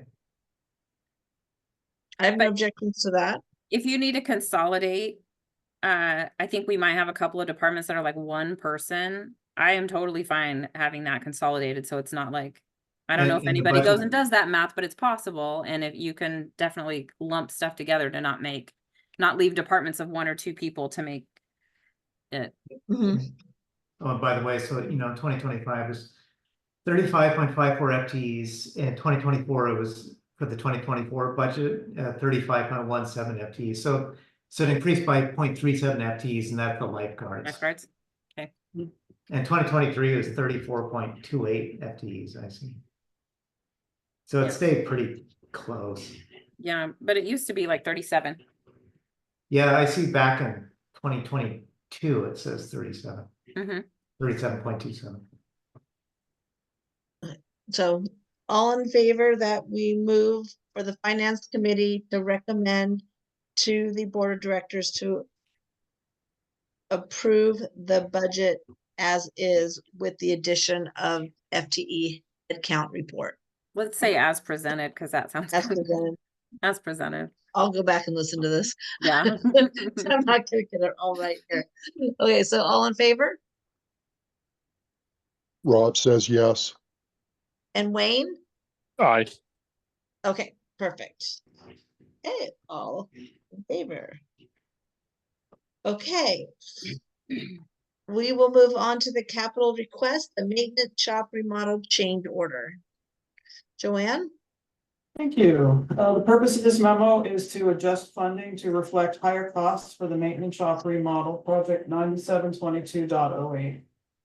On October 27th in 2022, the Board of Directors approved $228,741.36 for design, permitting, construction, and oversight of the maintenance shop remodel project.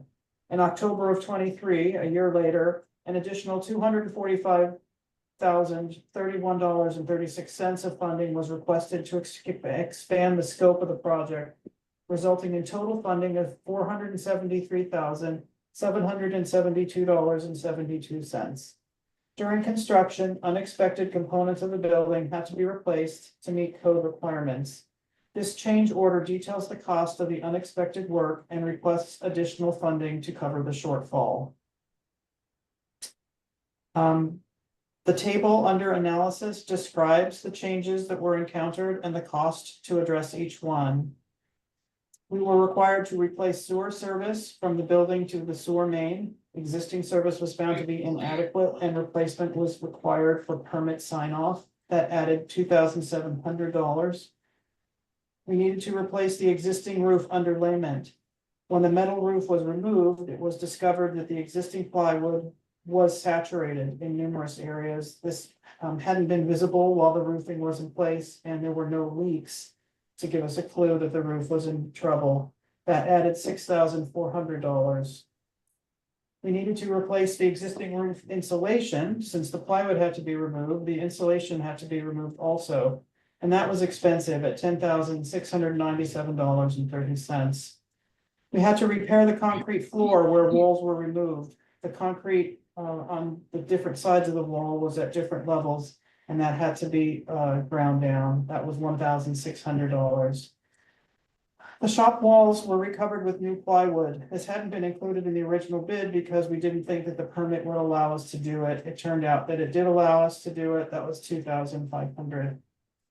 The maintenance shop required rewiring. Inspections discovered that the wiring that had been left in place didn't meet code and had to be replaced. That was $3,565. All of those changes subtotal to $28,842.30. We subtracted the $10,000 allowance that had been in the budget for minor changes, which results in a net change order amount of $18,842.30. When you add Washington State sales tax to that, you come up with $20,500.42. So my request is that the board approve an additional $20,500.42 from SURF for capital project 9722.08, the maintenance shop remodel. So I move that the finance committee recommend that the board of directors approve an additional $20,500.42 from SURF for capital project 9722.08 maintenance shop remodel. Is there any discussion, questions, comments? Okay, seeing none, all in favor? Aye. Rod says yes. Did you get mine? Oh, I got yours, Karen. okay. I just Thank you. haven't heard from Stu. He has his hand up. I think that means yes. Okay, if not, we will. Yeah, it must be because he just took it down. Okay, so that was approved. Okay, fun stuff. The fines and fee schedule. Did everyone have a chance to take a look at them?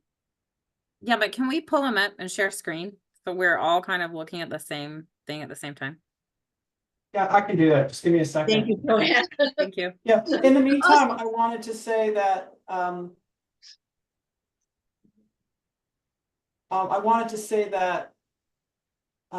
these numbers, I'm not married to any of these numbers. Okay.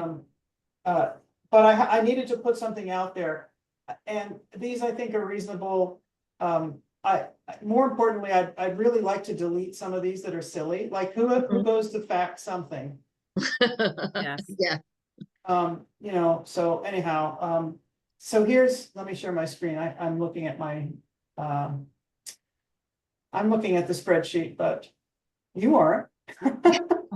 While you're doing that, which I looked quickly, but which of these are actually already incorporated into this budget and which are not yet? None of them are. None of them are. Okay. So these So will all we be, can make changes bonus. or decide not to change it within. Okay. Okay, No budget impact. perfect.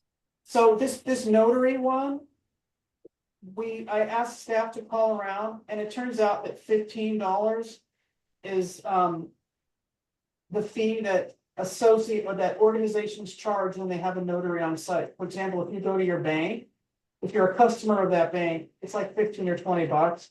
So instead of 25, I would suggest that could be 15 for personal notary. And if we want to do that for non-members, it doesn't matter. It's just a few minutes out of Gil's day. But we did finally get comps on that. I So you would, want to do 15 and 15? I would say that change. Yeah. I'm 15 not and member 15 or 15 and 25. 25. Okay. This map We, this year, we leased a very new, very expensive, architectural printer, which allows us to print a maximum size of 2 foot by 3 foot.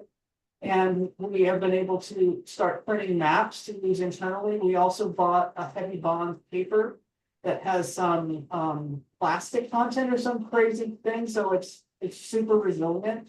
So these are really nice maps. They're 2 foot by 3 foot, and I think that if we advertised to the community, many people would purchase them, but the cost of producing them, that's a reasonable fee, $20. 20, okay. Yeah, So- I so actually that's have a- a map from many years ago that was printed for me when I was on ACC, and that thing is invaluable, and I share it out to people from time to time, but I've referenced it so much. So I agree. I think that's something that people would actually like to have. Just to back up real quick up to the copies on line 1 for members, are we recommending to charge 0, or was it just left off?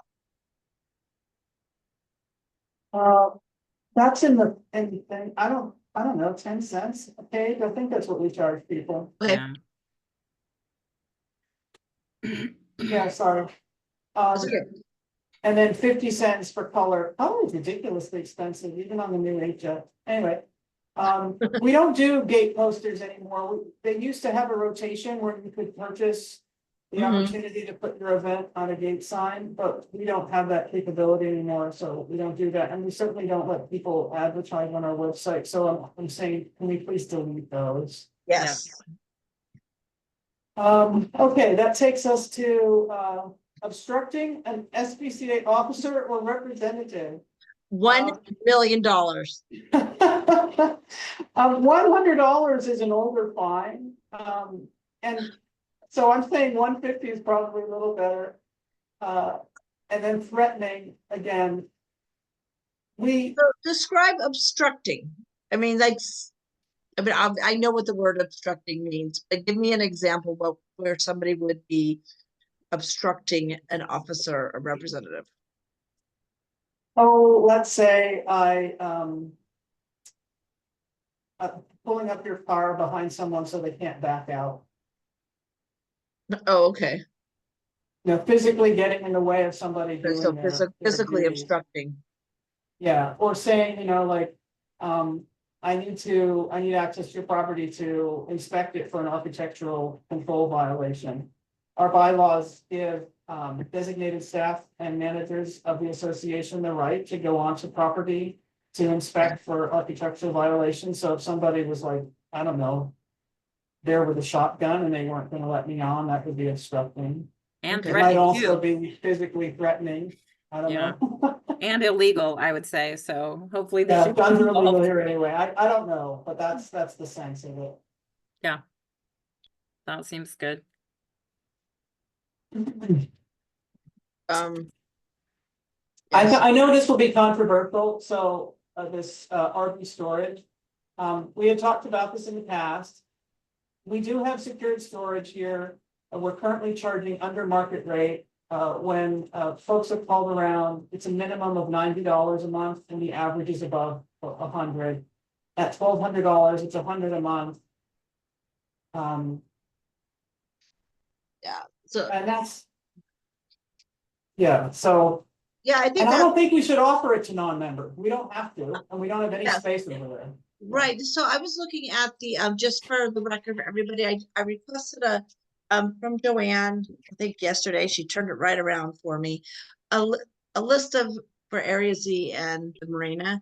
And from what I looked at, we have 44 spots in Area Z and 4 are currently open. Yeah, because the way that the spaces are laid out, we can't get anyone in there. Okay, so that's different than, because there was like yellow and then there was blue. Right, and the other thing about Area Z is we're planning to regrade it and replace the fence in September. So all of the spaces will be laid out. We'll ask everyone to take out their RV. And then it will be regraded, new gravel put down, spaces will be painted and numbered, and then everyone will come back, and then we will have 44. Okay, I think the 1,200, first of all, we have a waiting list. We have quite a bit of a waiting list. Has it been vetted recently? Well, yeah, Yeah, we're actually in preparation for this project. We've done a little work on it. I don't think it's perfect, and our waiting list are, since we don't require a financial commitment, they've proven to be somewhat illusory. But I have sent violations to dozens of properties for improperly stored RVs and boats. There would be no problem filling the RV Yeah. storage. I would like to add an RV storage. I would like to add a waitlist fee. Yeah. I would concur with that. What are the costs to operate the marina? I mean, the Area Z?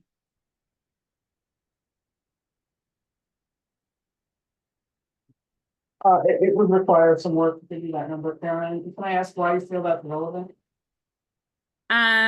Because I think when we're charging our members for an amenity, I think that cost basis should factor into it. I Yeah. don't look at our amenities as profit centers per se. Yeah, I have a different opinion on that, and I'll share it very succinctly with this group. We do not have an RV storage space for every single member. So if you're granting exclusive use to some members over others, we could be accused of significantly favoring some members over others by not charging market rate. We're giving some members a benefit without giving it to all members. And if there were just, I realize not everybody has an RV, but so many people have an RV or a boat that they want to store somewhere, that this is very out of balance. I think it's kind of like Karen and Joanne and I have actually talked quite a bit on this, I believe. Mhm. And it's like say the market rate of a comparable is $100 a month, and we're only charging our members 50. Those members that are only being charged 50 are seeing a benefit to their of $50 a month that other members that have RVs that are parking off-site are not having. If we had enough for everyone, then it would be a different story, and you were just gonna, if you wanted to use this amenity, then it would be fee. So like similar to like the pool, or the gym, you can fit everyone in on rotational basis. So for us to be making a whole lot of money off of charging members to use the gym, that would be saying we're charging for amenity that really should be open to them. But with the RVs and the marina, it is a benefit that a small proportion of our members actually benefit from. Therefore, what they're paying for is the benefit that they're getting is it being convenient. So they're not having to drive into town. So they are receiving a benefit over those that don't have it. But they can't, but that's just a benefit on paper, not a benefit monetarily. So I think we do need to increase it. And from what I looked at calling around and taking into account that we don't have 24-hour security guard sitting there letting it in, so it's not going to get the same crime rate that a guarded facility would get. So $100 a month is very, very fair. Didn't she say that they're at least 90 and those are guarded ones?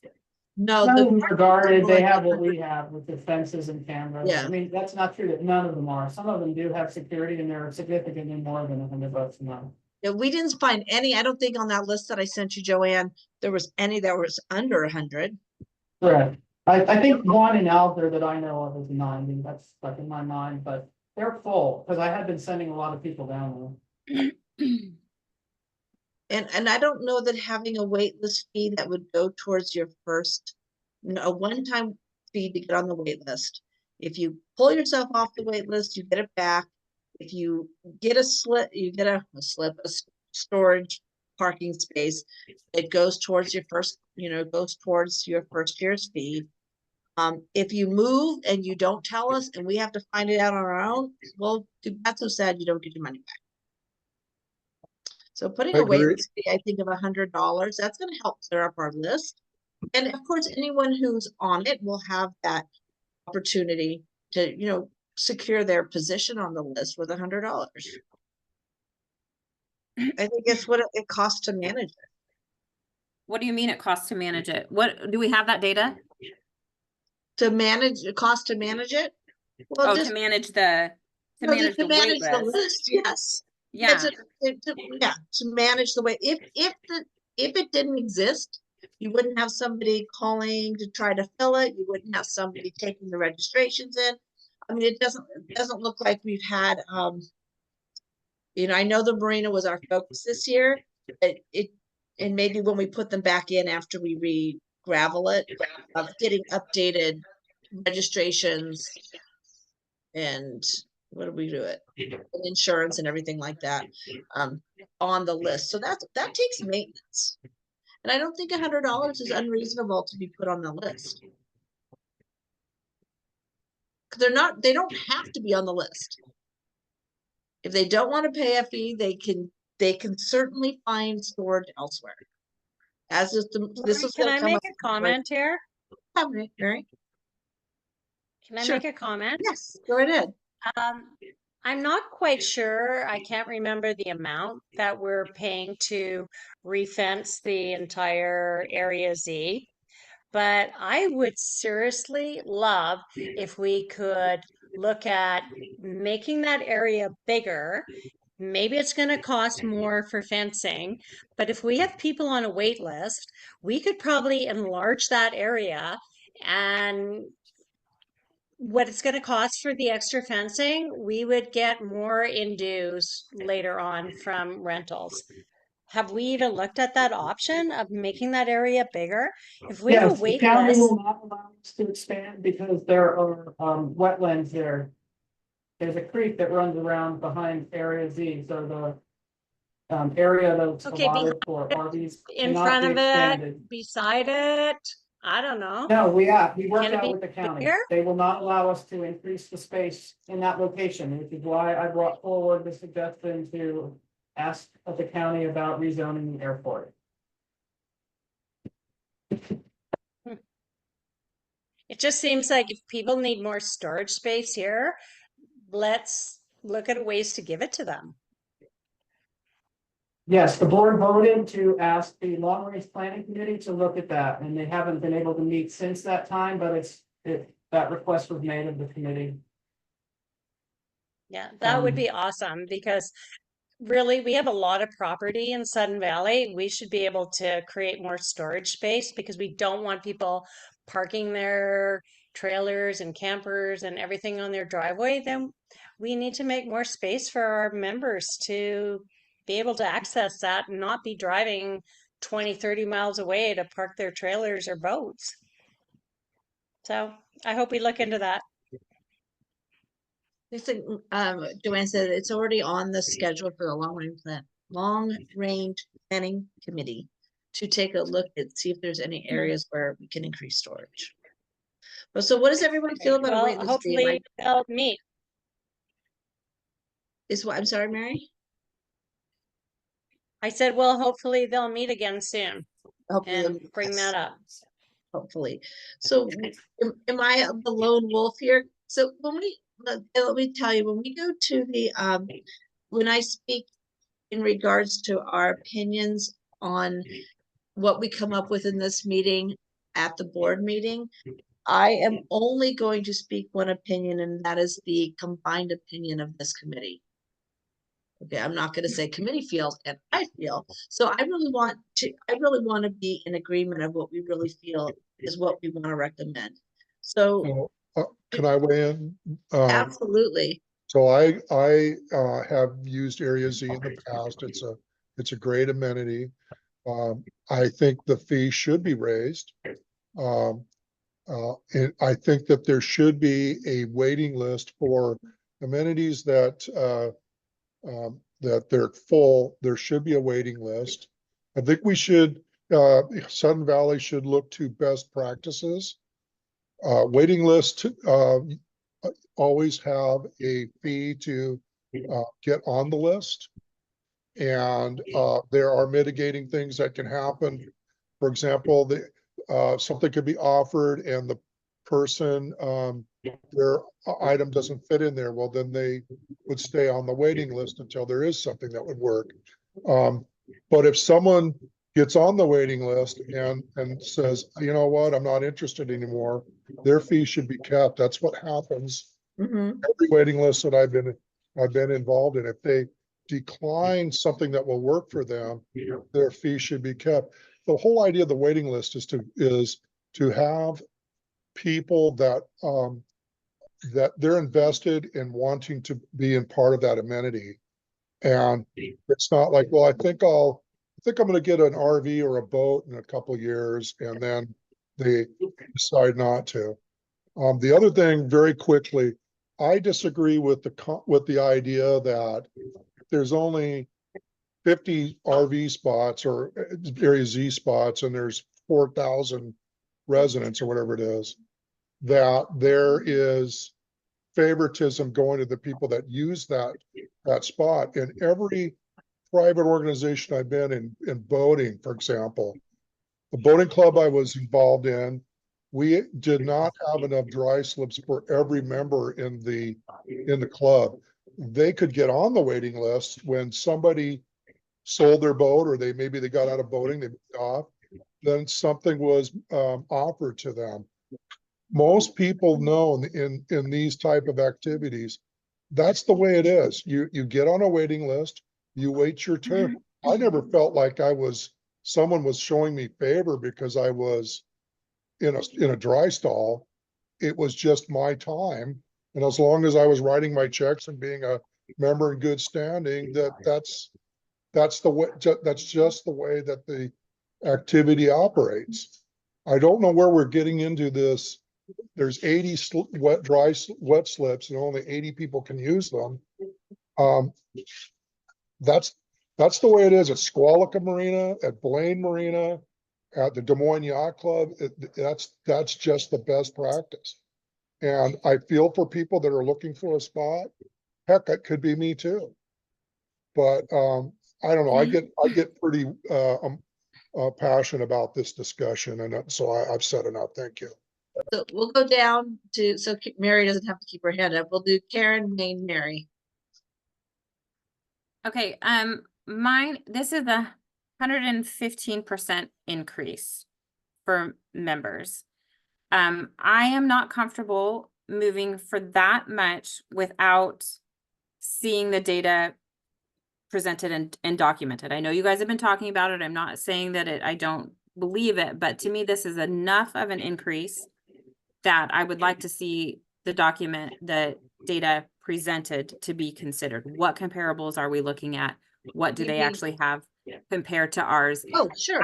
I still think cost is important, because if we are saying, because I'm kind of with Rob, I don't fully believe this either. I mean, there's a lot of roads that are just cul-de-sacs that, they're high up in gate 5 and get a lot of snow removal and, special culvert work, like only those people use it. That discussion could go everywhere. But to me, this is a balancing act, right? So we look at the comparables. What is actual market value? We, probably look at what they are and what they have compared to ours. And then what is the cost? Because what is that convenience benefit they get? If they're paying $1,100 more than it actually costs us to maintain that, $1,100 more a year, that's $91 a month more towards our operations than any other member is paying. Is that you know what I mean? Like, yeah, but here's the thing, they're getting a benefit. And, right. and I was the one who brought up this fairness thing. I believe that if we give access to if we give exclusive access and we don't have enough to go around for everybody, then we should charge market rate for the privilege, because then that money comes back into operations and funds other things that other people use in the community. That's my opinion. I realize not everyone is going to agree with me. And here's the reality on these increases. The board has a limited amount of time in which to consider things. They've asked me, they've directed me to bring my proposed increases back to them at the next meeting. That's when they're gonna hear this. So if we want an increase for next year, we need to approve it now. If the 115% increase is too much, I get it. When I originally proposed an increase as part of that airport rezoning project, I staggered it so that it increased over time and it wasn't an immediate thing. So- But those are options. I'm just trying to focus us because there's a lot more fees to go through. I was wondering if, I'm just gonna interrupt before Wayne real quick, sorry, Wayne. But what if we did something like $90 a month, so 1,080 for this year, and then next year plan on moving it to 1,200? Why you don't we think- just, since we talked about with pools doing incremental increases for non-members, why don't we do that? 20% a year, and let's just see where it goes. I mean, 115% is a lot. It's $700. If our dues raise that much, people would freak out.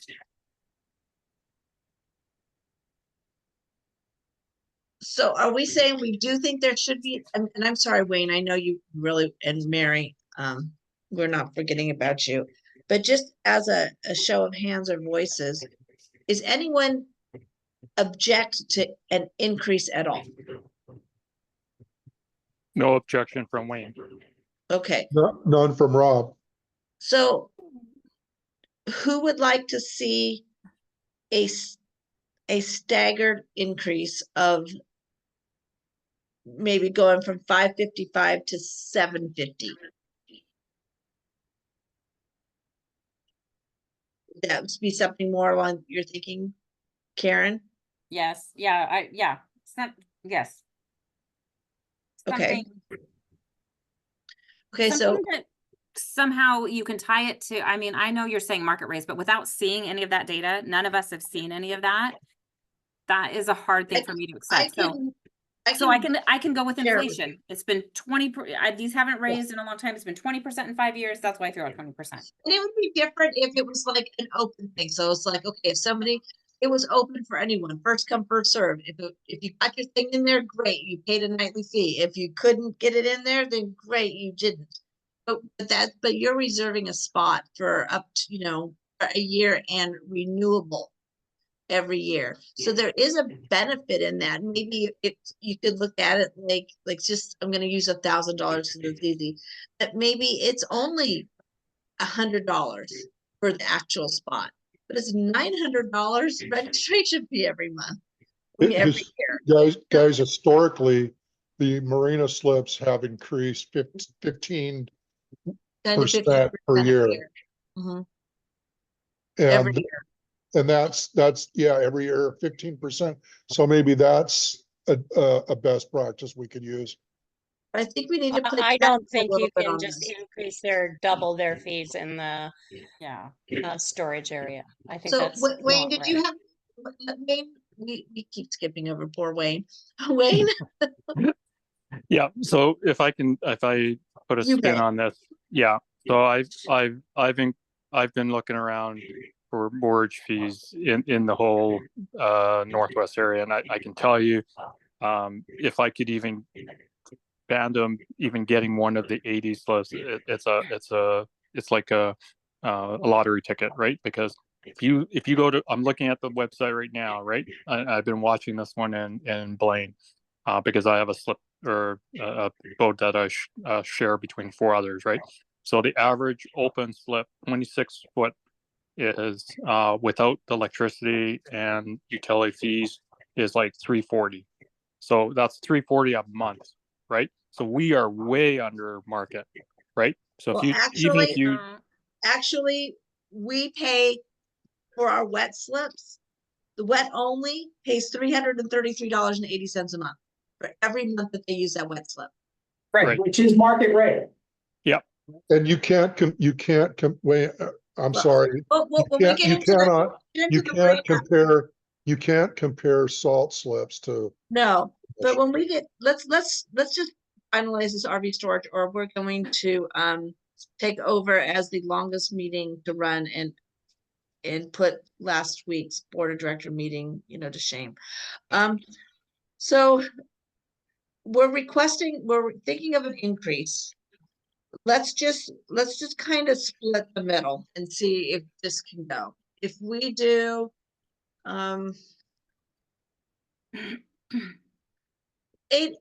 so going rate with going rate without basically anything did run about between 100 and 120 a month.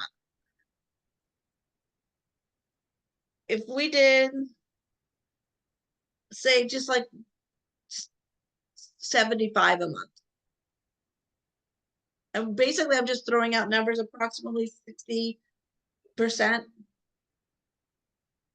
And Karen, I'll be happy to send you the email that I sent to. This is just a ridiculous way to do this. If you I know, want, but if you want our she actual has to opinion, recommend something. She just can't say increase and just leave it up. I get it. At this point, we're just making it up. So whatever, make up any number. Like none of this is based on data that any of us have all seen. So we're all just basing it on our feelings right now. So Well, Well, I'm you're Any not. from this You're email. listening to your I'll be happy pay to pull it up. Telling I'll you, be happy to pull it up and read that- everything. yeah. Lori, I these get it, spaces but we cost haven't- $100 a month. Lori, I get it, but none of us have had a time to really look at this and digest it and like really think about it. Like the fees we Okay. have, yes, but the background data, no. Then So what we can do is we can either just leave it as Joanne has presented it and just say we don't have a recommendation from the finance committee and let the board hash it out. Or we can work with Joanne to come up with a recommend. That's basically it. She needs to either recommend no increase or some increase. She can't just say increase. I think we were gonna do away with non-members because that's gonna be a benefit of the members is they get to use this as their exclusive member amenity. Area Z will now become an exclusive member amenity. I have a question really quick that is going off topic and I'm sorry, but I have to ask it. If we can designate wet slips, for instance, or dry slips and Area Z as exclusive member space. They are. Oh. As of 2025, Okay. it was in the renewal contracts. You're right, that the board is designating. Why can't we do that for a beach? Because of the tax exempt, the marina and It's all the same property. but they were exempt. They were exempt in that filing. You've seen it. I have not seen it, but reputable people who I believe who have seen it have told me. And also one small beach area, which was not named. Was that so? I don't know. It wasn't named. I don't know. Anyway, that's just, yeah. I would like to see So us. what do we want to do? Do we want to help Joanne with this, or do we just want to tell her that she can recommend whatever she wants, that the finance committee is not recommending a increase one way or the other? How about we split the difference and go with 750? 750? Mary's got her hand up. Okay, Joanne, I like 750. 1,200 is way too much. Yeah, Okay. 750 feels, Yep, this is my I feeling. like that, Joanne. All right, 750, and then the Feels quarterly is just a quarter of that. So, Perfect. we're good. And can we add the Yes. wait list fee of $100 going towards their first month, non-refundable if they drop? Well, Rob, clarify, is it $100 to get on the list and then to renew it every year, or is it $100 every year? No, it's a one-time. One time, okay. Okay, And so the I monthly think if fee, they drop, they should get it back, but if they decline, we keep it, got it. we keep it. So the monthly fee is $62.50 when you divide 750 by 12. So I'm Okay. proposing a $50 wait list fee. Okay, Okay? Okay. Good. Perfect. Thank you. Awesome. Now, next page. No, Moving on. go back for a second. I just want to say something. I just want to make a comment. I just want it to be on the record here. So I was looking at, I'm not proposing any changes, other than adding a $100 wait list fee to, In the marina, $100 for wet slips or combo and $50 for dry slips. got it. Okay, everyone okay with that? Yeah. So I just was doing just some quick figuring here. And our dry slip, it's $555 a year. And that is for 12 months of use. Yeah, Our wet slip is used approximately 5 months a year. If you take the difference between a wet only, the combo wet, you're coming out with our fees that we're paying. If you have a wet only for the 5 months of use, it's coming out to $333.80 a month, or $4,005.60 a year if you were to use that for 12, if you were to be able to use that for 12 months. And our combo slips are coming out to $222.80 a month for those 5 months, which would equate to what? $3,158 a year. So our marina fees, just with that justification, because we do not have 12 months of wet slip use. You have 12 months of dry slip use and 5 months of wet slip use. We are way above market rate, even for Squalicum, live on your boat, full everything. So this needs to be put to bed by everybody. Our fees are fine. I just wanted to get that in there. Mary has a comment, and I found my paper that I wanted to say something. Okay. Mary? Joanne, can you go back to the marina and wet slip? Thank you. Okay, so you know what? I am actually a wet slip, dry slip owner. And I think if everything is increasing in inflation, I hate to say it, Lori, but maybe we need to have a 2% increase next year in our dues. I also totally disagree with the other fees, the boat launch, 100 or 200, 150, 300. Those fees are way too low. Mhm. Like, you should be upping that. Seasonal launch pass, one card, $200 from anybody from Bellingham. They're driving in the marina every weekend launching their boats. Like, that is way too cheap. That should be raised, all those other fees, quite What is- substantially. What does Blodell Donovan charge? Free. Free. free. They're Yeah. free. If you drive past us, Good, let them go to Like, Blodell they're all Donovan getting then, and they're not taking up all our spots in the marina and Yeah. wrecking the driveways and So how taking many- up our Well, so what parking happened? So Do you here, know so how many we have? How many non-members we issue boat launch access cards to? no, the accounting doesn't separate it out by that. It's just a marina fee. But they're That's- issuing that's a card. They don't know if the card is. $200. You can launch your boat anytime you want for non-members. If they have a card, they can, yeah. And I will tell you absolutely, if I lived in Bellingham and I had a friend and I had 2 friends, instead of getting all 3 of us getting a $200 boat launch, I would just Yeah. buy a 3-person and hand the card out to 2 of my friends. Exactly. Those Yeah. fees are way too low. Well, get rid of just one card. You can buy one card for you. Yeah. You don't get to split it with your We can friends. stay with the boat. We just stay Yeah. with the boat. And can we tie it into a boat? Or is it just a pass that anybody can use for their boat?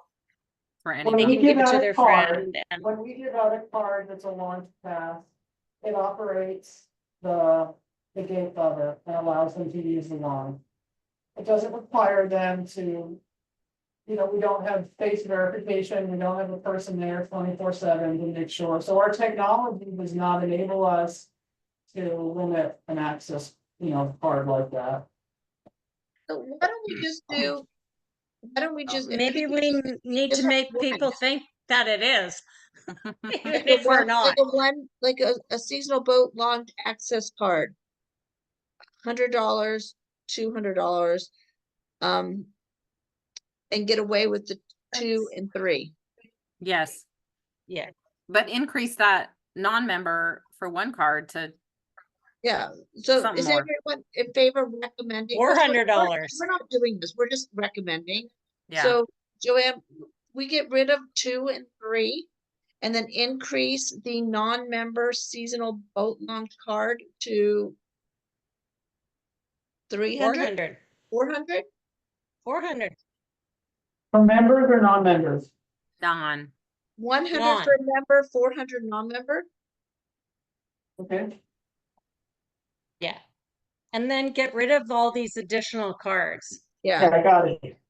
I don't I think got we one even need card. additional, I don't think we even need additional cards for members. Yeah. No, I don't even know where mine is. So, no, I don't think we should have additional cards. At all. That just lends itself to giving cards to other people Mm-hmm. to use our amenities. Okay, got it. I'm good. And how about the daily launch boat? I would almost say member $20 and non-member 50. That's what it is, isn't it? It's 25. 25 and 25. 50. Oh, Well, I know. think 25 is okay. So 4 times a year. They have to launch it more than 4 times a year in order to make Yeah, it work. otherwise they buy a card. Okay. And do we have a wait list for kayaks? Yeah. For certain locations we do. So do we have many non-members using our kayak storage? No. Couple, not many. So should we allow those that are staying on to keep on, but not allow any more non-members? renewals. I think that we should just build more racks next spring. That's a thing we can do. The turf care staff can weld the racks and then we can deploy them next year. We have better data now about how many we need and where we need them. So we can just spend some money on it, on the raw materials and they can build them.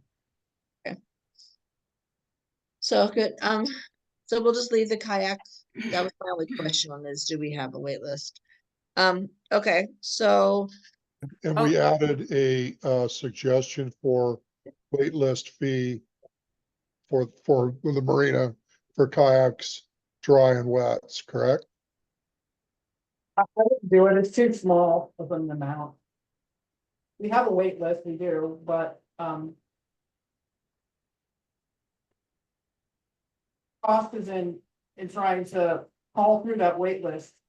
It's a bad, very costly thing for us, because if we have one spot open, we can offer it to one person. That one person doesn't get back to us for a couple of days, now it's on to the next person, it's just horrible, the wait list is horrible. Joanne, Yeah, can like maybe a ad hoc committee help you with that wait list? Can we go through that wait list and like see who's really seriously on that wait list? And then next year coming forward, if you want to be on the wait list, put your money where your mouth is. Because I keep hearing there's hundreds of people waiting for wet slips, but like I don't see that.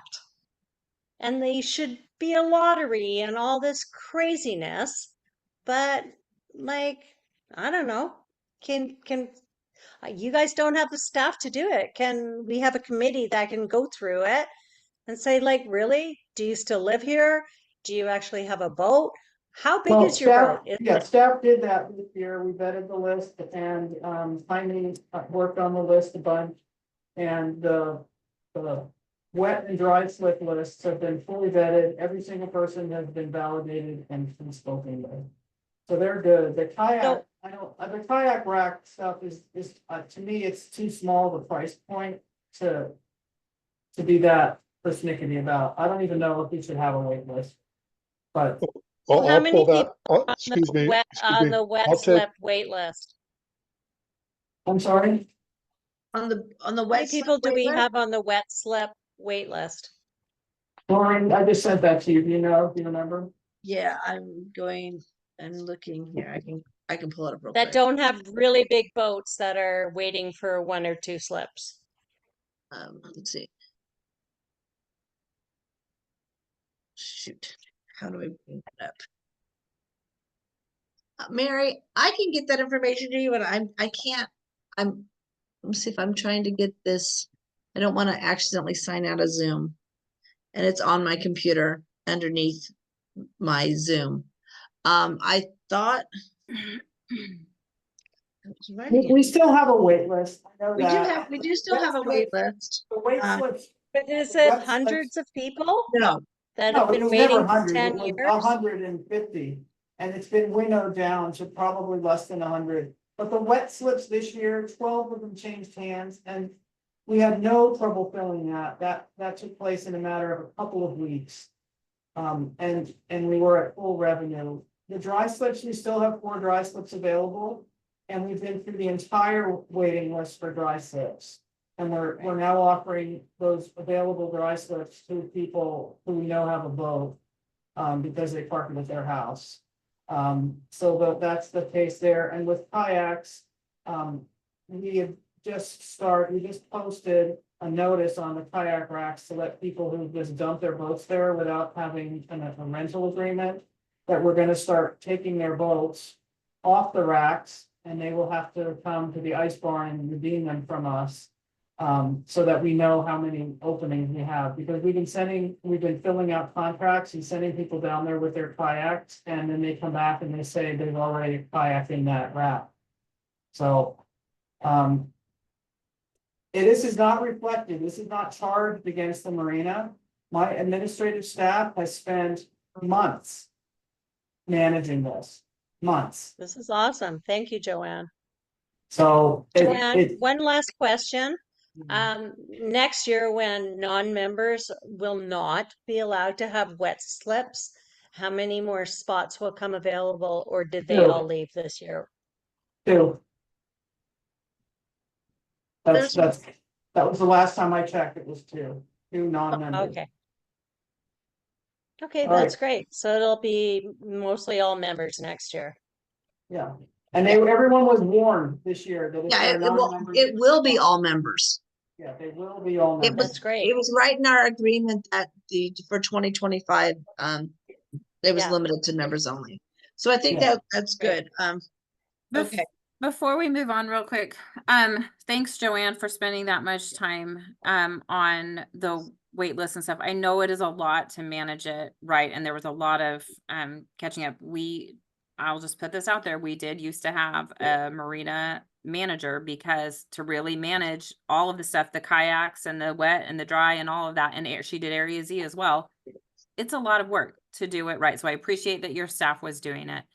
I just wanted to say before we move on from the marina, because there's been a lot of talk of it, that the 2025 budget profit for the marina is 218,000. For the 2024 budget is 179,950. And Joanne, you just said we met all of that revenue, plus I think some because of the additional fees. So all this talk about, we didn't put it into capital like it was budgeted last year or whatever. The fees are there. The fees are not the problem. There is more than that $105,000.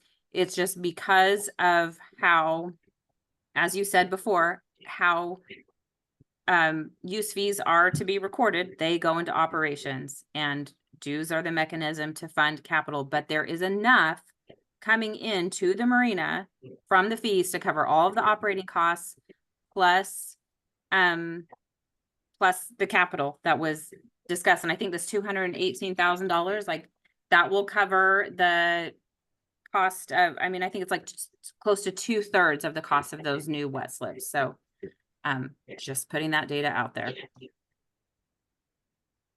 Yes. Yeah. If we did not have if we did not have the amenities such as the golf club and the marina, our dues would be higher. Mm-hmm. That's it. Okay, so I think, does everyone agree with all the fines relating to the marina? I don't think anything was changing. Yeah. No. So that's that. We already went through that page. Now, the next thing is, I'm saying a modest increase in fines for parking a boat or an RV at your house. This is what we write the most violations for. Any objections? Mm-mm. Okay, and then I'm saying modest increases to the cost of renting rooms. It actually takes a lot of time just to get the contract in place, collect the money, credit the money, pay back their fee, their cleaning fee for some of the larger rooms. And a year ago, we had a member of staff who called around to all the different places you could rent in the county, like it was this exhaustive thing. And my conclusion after looking at all that data was there are no comps and the prices are all over the map. So these are modest increases. We do rent the picnic shelters on the weekends in the summer. People will pay 200. 100 is a very small number for a facility that can host, 90 to 100 people in it. So I don't know, like I said, I'm not married to any of these numbers if you want to adjust them down or up, but here's a starting point. I also did send you, Joanne, for the county and city parks. Yeah. Did you kind of use those to look at this? Yeah, it's more about what it, in this instance, this is about what it costs us when a rental is in there, the extra labor. The administrative and then the physical labor of going out there and posting, the sign that says, this is reserved this afternoon, please don't use it. And we have to cover our costs basically for this stuff. That's what these fees are about right here. Where does the revenue go? What department for these? These do go into rec. Okay. And then is it rec staff that is responsible for reserving them and then doing that labor, or is that? Yes, it is, but there's also a lot of accounting labor because they have to, register each transaction, and when there's a cleanup fee, they have to issue a check to pay that cleanup fee back. Mm. So, a lot of labor. So I think your modest increase in the member fees are good. I think that the non-member fees are a little low. I think if the Lake Pad Park shelter, the Fairhaven Park shelter, the Squalcomm's more, Whatcom Falls Park shelters are all 35 an hour, 350 a day. I don't know why we would mark ours less. Agreed. Okay, so non-member 350? I I think do four. I think the non-members should be, and it doesn't take any less staff to do it on a Monday through Thursday than it does Friday through Sunday. So I think we should have it at least $35 an hour, 350 a day. That seems to be the going rate. I would do it slightly more. Okay. I mean, unless we're worried about losing revenue, if this is a huge revenue source for us, but I would go 375 to 400 just because, to be honest, if a big party is down at PM Beach on a warm day when the whole neighborhood is trying to be there as well, that's not great for members. And to tell you the truth, our taxes that we pay with our property tax go to fund these parks. Yep. There's nobody from outside of Sudden Valley who's paying taxes to fund our parks. Okay, 400 and 40 Four. pounds. 400, so we'll say like $40. 40 an hour or 400 for the day. I'm in. Yeah. Okay. Okay, and would you just add straight cross? Yep, just for non-members. You only have to have one line then. Sure. Makes it easy. Okay. And we'll keep was the fee at 200 for members, okay? I think so. I think your member, yeah, because I think that is generally a benefit that, I think going up to 200 as the max. It's still pretty good when you compare it to what's being charged outside. Got it. Okay. Yeah, I think we're good. Damage deposit, that's great. Yeah, the hourly Center? yeah, for those other things like the game room or whatever, those are listed, and then the dance farm fees I increased modestly. So the rec center, I think I think we should do $50 per hour, 500 a day for non-members. Absolutely. That's the Blodell Donovan, Berryman Park, Cordata Park, The inside ones, inside. like if, Uh-huh. yeah, you rent those rooms, yeah. Okay, well, we were charging 100 an hour for the dance barn. Okay, so the dance bar, so like the multi-purpose room at Blodell Donovan is more. So the these are rooms. These are just like, so like the hourly rental under rec center first floor room rental fees. I would Yeah, make so those that's, 50 so and that's like the multi-purpose room or whatever, so that's. yeah. So those would be like 50 and or 500. And then the second floor, the dance barn, 2 hour, it's $100 an hour. I think that's good. Yeah, for a non-member. Yes. Okay. So I think those are good. And yeah, with a so many hour minimum. I'm good Got with it. it. Okay, Cleaning fee. and I'm making notes on my printed copy, so that's why I'm not amending Yeah. this. No, right. No, exactly. Okay, Um, so now we get to the pool. Oh, I'm sorry, this is the fitness center. We don't have a lot of people coming from outside, so these member guests and renters. This Huh. like. This fee applies more than you think. Let's say I own a house and I rent it out. But I still want to use the facilities. I'm not gonna give my renters my rights. mhm. So then they would have to pay this rate. And and it's exactly the same as a non-member rate. Well, actually, some of the monthly memberships are lower. So that's why there's these two columns. For So fitness how center. do you, and I know this designation has been around for a long time even, but like probably since the beginning and we started doing this. Back in 2018, how does a rec staff person for these lower fees for like a month, I'm assuming those people get a card? But how do Yeah, you, we how do look you them up determine and that someone's see, a renter? we looked them up in our system and we can see if there's been a granting of rights or not, Uh-huh. and then we determine that. But how do you determine that they're a renter versus just someone from the public coming in and saying they're a renter? Like how We do look they, them up in C3, that's why. oh, Because because their you, lease is on file. Yeah, the lease has to Okay. be on file. That's why Okay. we need people to be identified Okay. and why it's not feasible to have short-term renters use our facilities. right. And then, so then a guest, so to me, a guest would be someone that comes in with a member, but if there's someone with a card, how do you determine that they're a guest? They don't get a card, they just get charged for the day. But if this says members, member guests and renters, oh, so you don't do, you don't do guest monthly memberships, just renter monthly memberships. Right. Okay. So crazy, I don't know.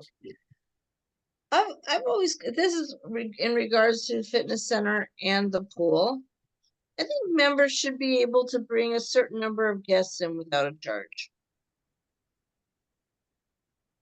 If I have, if my son is visiting me for a week and I go to the gym with him and I'm accompanying him into the gym and he's here for a week and he's staying in my house as my guest, I think I should be able to bring him in.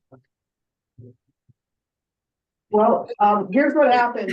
Then the 16-year-old who gets out of school at 2 o'clock in the afternoon comes here with 4 of his buddies and they hang out. No. I said they're my guests in my house. Well, how do we figure that out? Like, we have I no don't way know. of proving that. I don't know. Right? Maybe that doesn't really apply so much as a fitness center as it does the pool. Lori, I agree with you, and I brought this up years ago, and I got from the previous rec manager the same response that Joanne just gave, which is that becomes very difficult to verify that you are bringing. I mean, yes, it could be someone with you, but like, where do you draw the line? Is it just, I don't know. I think I mean, it's like really sad because the one thing when my grandchildren come here to visit me, the thing that they like to do is to go to the pool. Next year they can't, so I'm not paying $8 for them. You know, if I'm gonna pay that, I can go to I can go to Hannah and pay less. What I would love to see implemented, and I see Wayne's hand is up now, so we should call on him, but it's, I don't even see Wayne. oh, he's up to top. Maybe he's He's gonna, gone. but maybe to start is, and I don't know how difficult this would be, but maybe with our dues coupon booklets, send members a certain number of guest passes that they could use. And that way it doesn't get out of hand, because I guarantee you there will be some people that will bring a whole family full of members or guests with them every single time. Whereas Lori, you might just bring your grandkids a couple of times. And so I've had discussions about this before. I totally agree. I think that should be a benefit to be able to bring someone with me free of charge. I mean, all the condo associations here let you bring your family in. Yeah, agree. But I think we could start with something simpler, with just like you get a certain number of guest passes, or maybe you can get them from the rec desk and say, hey, I've got family coming in, I need some guest passes. I don't want to create more administrative work, but it would be great to figure something like that out. But I think there's more to be fixed in how we're determining members versus non, and are making sure everybody is paid. I think already there's some things slipping through the cracks that need to be addressed before we start adding in extra people that are free.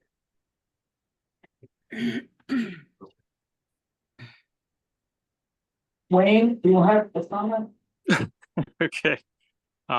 Yeah, no, same comment is, as a homeowner, right? Like, so, you know, it's not like there's abuse, you know, hopefully there's not abuse within the homes, but definitely, there should be, you know, once you pay your monthly dues or annual dues, there should be at least, you know, an allowance for, you know, 1 or 2 passes, or whatever number of passes determined over the year, right? So that would be fair. I guess my direct question was in regards, how did we determine the differential between members and non-member pricing? Because I see the moment the price is increased by $10, I see is once they're a teenager, once they're an adult, and once they're a senior. I mean, is that consistent with, you know, if I go to another, like the Y or something, right? I don't see member and non-member being such a small ratio, right? So, you know, if we're going to make a differential, at least make it more of an impact. Like $10 is not really much of a differential, right? But if you look at the other column, you've got $50 for the teenager, and then also for a non-member, it jumps up to 75. So how do we jump in that category? So This is just what it's been for a long time, and I don't like to change things too much because we don't have a lot of data that lets us slice it differently for different scenarios. So you kind of have to, in my opinion, you need to move cautiously and observe what happens. I haven't touched these fees, so they've been this way for 3 years. And I don't know that they were changed during COVID, so these could have been around for 5 years. So to start changing them is gonna mess with it a bit, and I think it's better to do small changes. So there's no math here, there's just try something and observe what happens.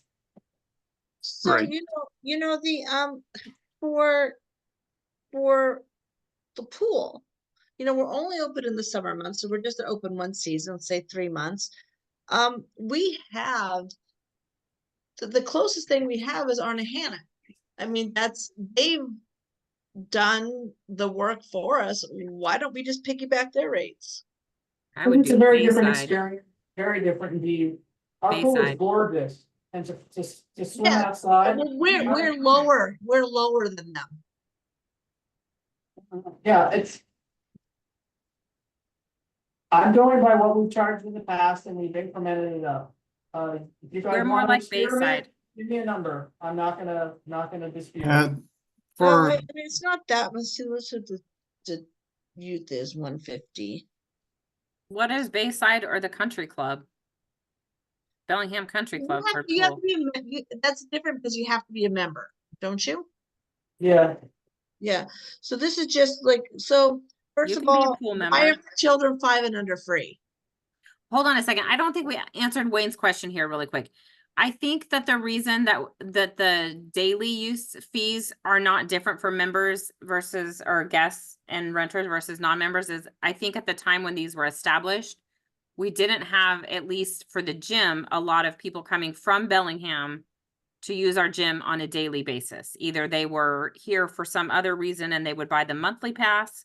But there weren't a lot of people traveling all the way in that were not either renters or guests that were, and so it was just not worth it. I'm not opposed to just raising those fees, you know, just upping it a little bit just to have some sort of differential for the daily fee. So Karen, just with this hot topic on the STRs, if we're not going to let the short-term renters use our facilities, then that daily membership fee has to go up It for does. those people that are just short-term Yeah, here. it's not And that we're they not gonna just let can't them, come use the gym and the pool and all of that. we have to be very careful. It's not that we're not letting short-term renters using our facilities. It's No, we're but they need not to pay for it. for free. Yes. Hey, Joanne, let's do, I'm throwing this out there with my feelings. Non-members, what if we did daily use 14 to 17, 10? That's not a ton more. I'm open to more. Adults 15, senior 12. Yeah. Or how, Like how about if we base it on raise what the fees actually non-member are at other fees. gyms? Go ahead, So Stu. I go to gyms all the time, you guys. So for starters, any non-member of a gym, any gym that you go to and you're not a member of it, they're gonna charge you a $25 use fee now. Hmm. Pre-pandemic, it was Absolutely. about $10. Now it's $25. And that's Bellingham. It's universal around the US.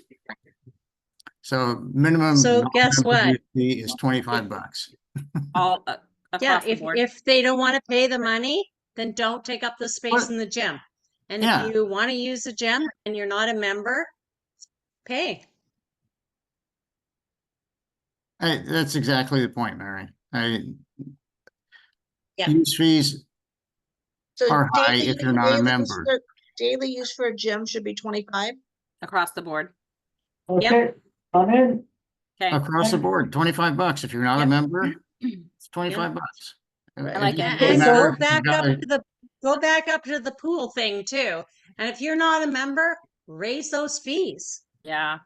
Because we want our amenities to be available to our members, not be having outside people come. If they want to come, then we charge them. Okay, I don't think we've A gotten to lot. the pool And yet. then if We're they not don't up to the come, pool. Well, good. we're not at the That pool far. yet, but let me finish here. So if you're not a member, Go down in the pool then. if Well, it's, Go you ahead. know, I'm through. I mean, we've been here for almost 3 hours now.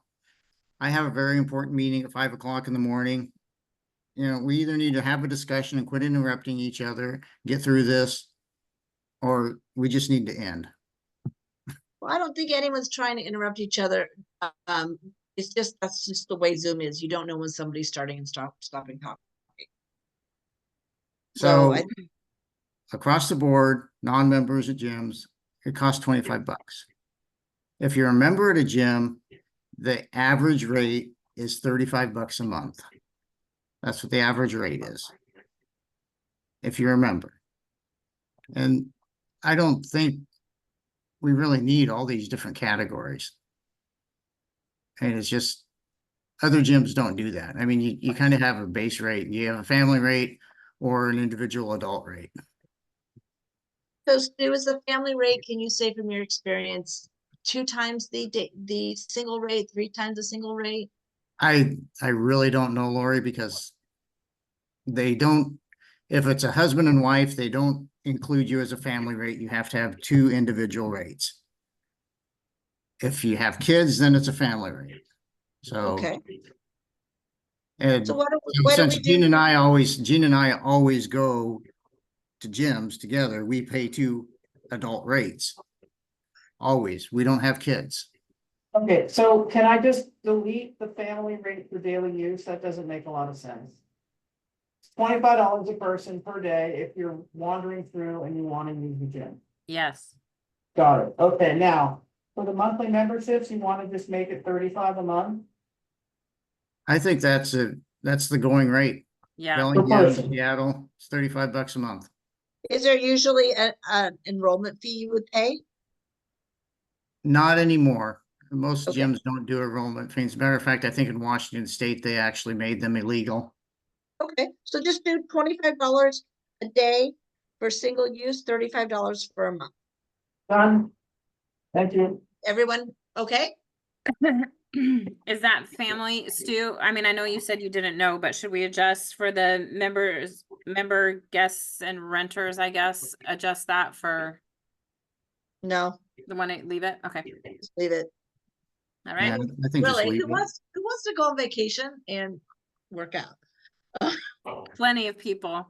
Yeah, I do. I'm just kidding. Have you Wayne's seen? got his hand up again. Yeah, so I agree with like we pay a lot of money when we go on vacation and use the gym outside of a membership, right? And all I can say is like the rate shown there is really low. I was just going to support the fact that if we're going to raise non-member rates, the way you justify it is since we've seen a capital charge for the tennis courts upgraded, you can justify it by saying, hey, we're trying to cover we just improved some other amenities on our site, right? Yeah, and just so it would just be, if you're a renter and your landlord hasn't given you the right to, hasn't given up their right, then you just pay $35 if you want to use as a monthly membership. Boom, done. Or they can get a home gym. Can I, since Wayne brought up the tennis courts, can I ask if the new fencing has the capability to put the card reader on it? It used to have one, but I don't think it worked. So that those could be member or card holder only? Yes, if we paid for a new card reader and the equipment to get a signal there, we can do that. How much is that? Do you have a ballpark or not? Very expensive. Okay. I think it might be worth exploring at some point. So Okay. onto the On pool. to pools. All right, so we have parties. The way that we do it is in the main pool, we get a non-exclusive reservation. What that means is you can take up to 25 people in. And you get a table reserved for you where you can all dump your stuff. This is useful because a lot of kids will, for their birthday, they'll bring 5 friends to the pool with them or 10 friends to the pool. And when you have a reservation, you're assured that everyone gets in. And the more frequently that we reach capacity, the more untenable it is to have a larger party and expect to get in. You see what I mean? So people do make these reservations, but far more popular is renting the quiet pool, and that's exclusive. It's only branded to members. They can only rent it for 2 hours, and they can only rent it on Thursday night or Saturday night. And if they go, it goes from 5 to 7. I don't know why it says 7:30, but it's 2 hours and they get it in at that time. So that's what we're renting. We currently charge $175 for both members and non-members in the pool, which made no sense to me. So I'm saying leave it at $175 for members, but put it up to $250 for non-members. You don't let non-members reserve the quiet pool, so that it's $86.25 that we're currently charging. I'm saying $200. This is a steal. Mm-hmm. It is. Okay, comments? Yeah. I think that's good. Oh, Aaron? I I would like to see maybe some parameters put around the main pool. This isn't for the fees, but just like we have for the quiet pool, certain times. Because when they come and especially when it is like full non-members, like a whole YMCA group coming midday on a hot day, that is fairly disruptive to the members. So I would love to see some parameters put around when those can be, preferably later in the day, so they're not kind of displacing members using the pool in the middle of the day. So I would love to see that change. And I just have a question about the quiet pool. I know we say we don't allow non-members to rent them. How do we verify that? Is it just through the application process? The member has to process it and we run it through the system? Yeah. Okay. Does Rob? anybody ever sorry, go ahead. verify that that member is there at the party? Probably, I don't actually know, but I know that they check in before and they check in during, so. Okay. Okay. That's sufficient. Rob? Thank you.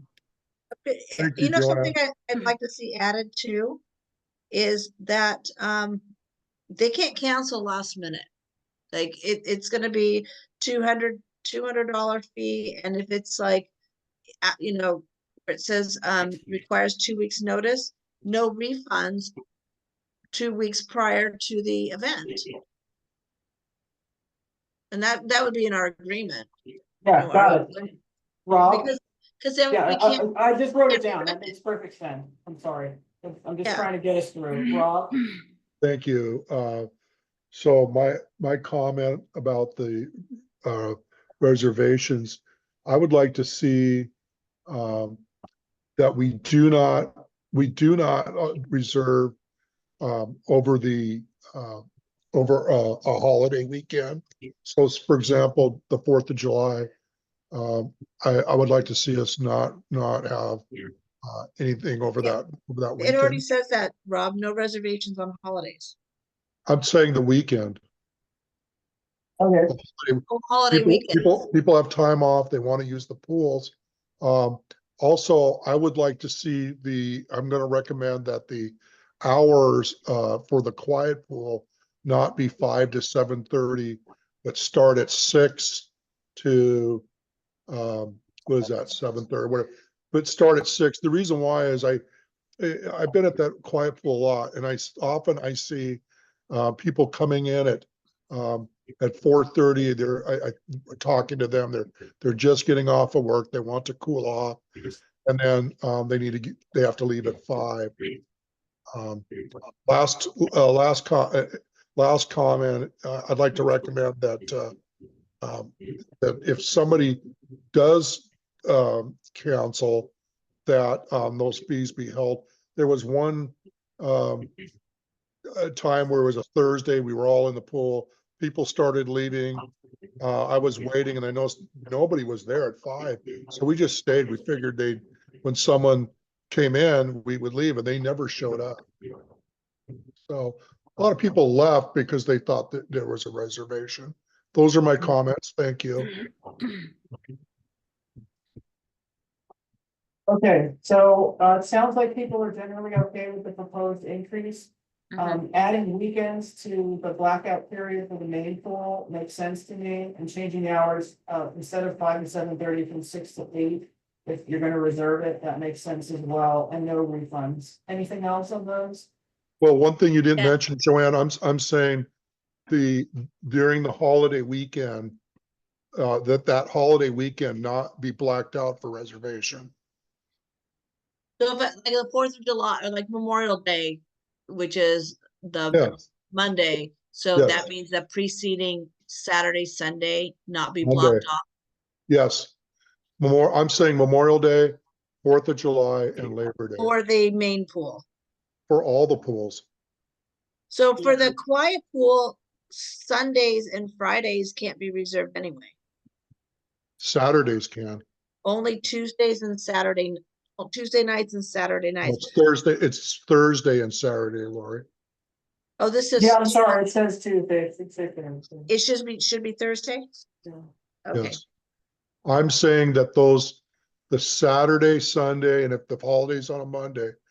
Well, I'm just saying that over a holiday weekend, if those days fall in where somebody wants to reserve, they cannot, they're blocked out. They're for the members and their families over the holiday.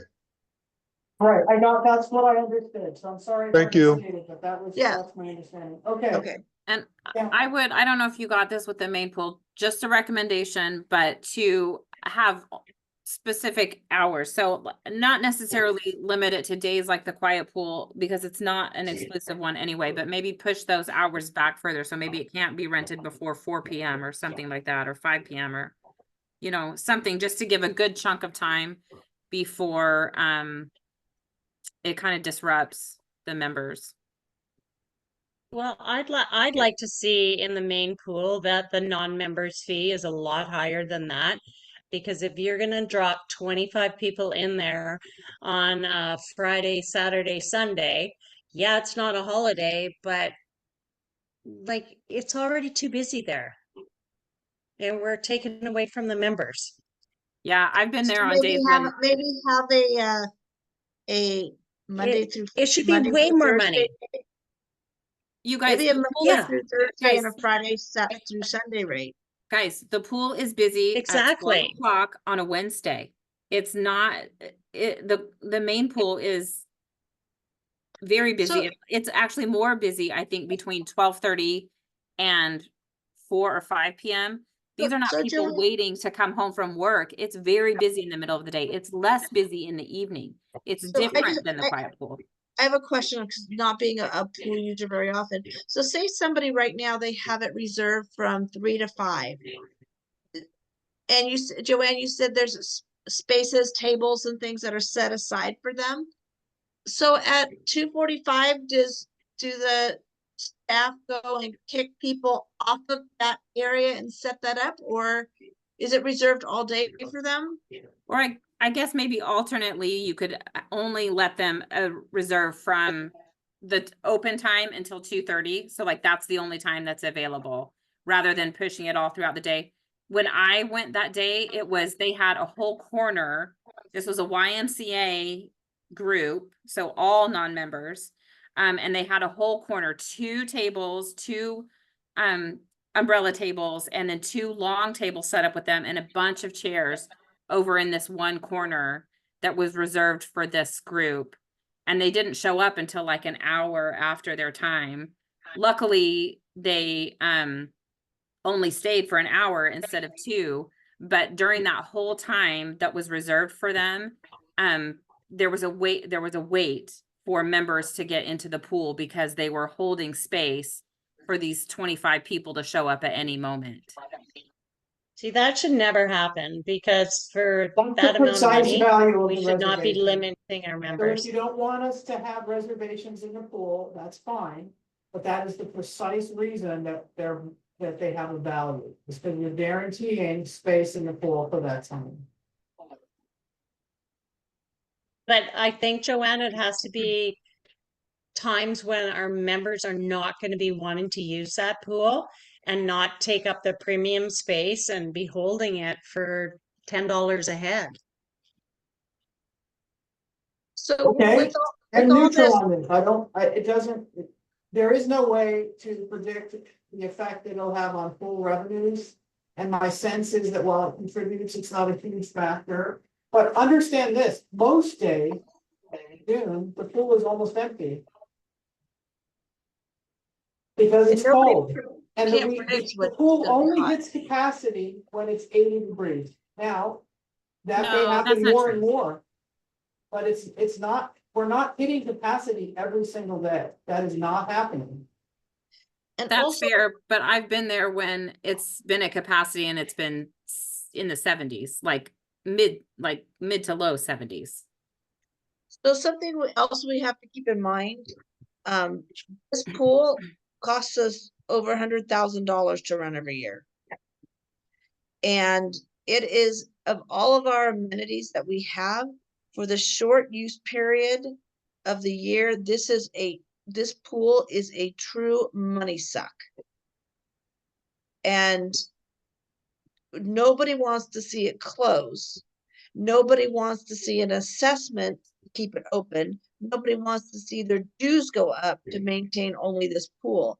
So I think we have to give a little. I think we have to use this, we have to have some kind of revenue coming in generated by this pool. And I know it's not going to make everyone happy, but either is another special assessment to pay for the pool because we lost $5,000 or $10,000 in revenue because we weren't renting it at all. There's no way we make $5,000 to $10,000 doing non-exclusive rentals for the main pool. Like, we need to make these decisions based on data. Also, the members did vote to increase their dues so that they could all have access to the pool. So pushing them out by bringing in non-members, we do a lot of rentals that are great. We invite swim teams to come in the morning. We offer, I think there's a water aerobics class. We have swim lessons there. So there are a lot of areas to do this, which aren't during the main swim time.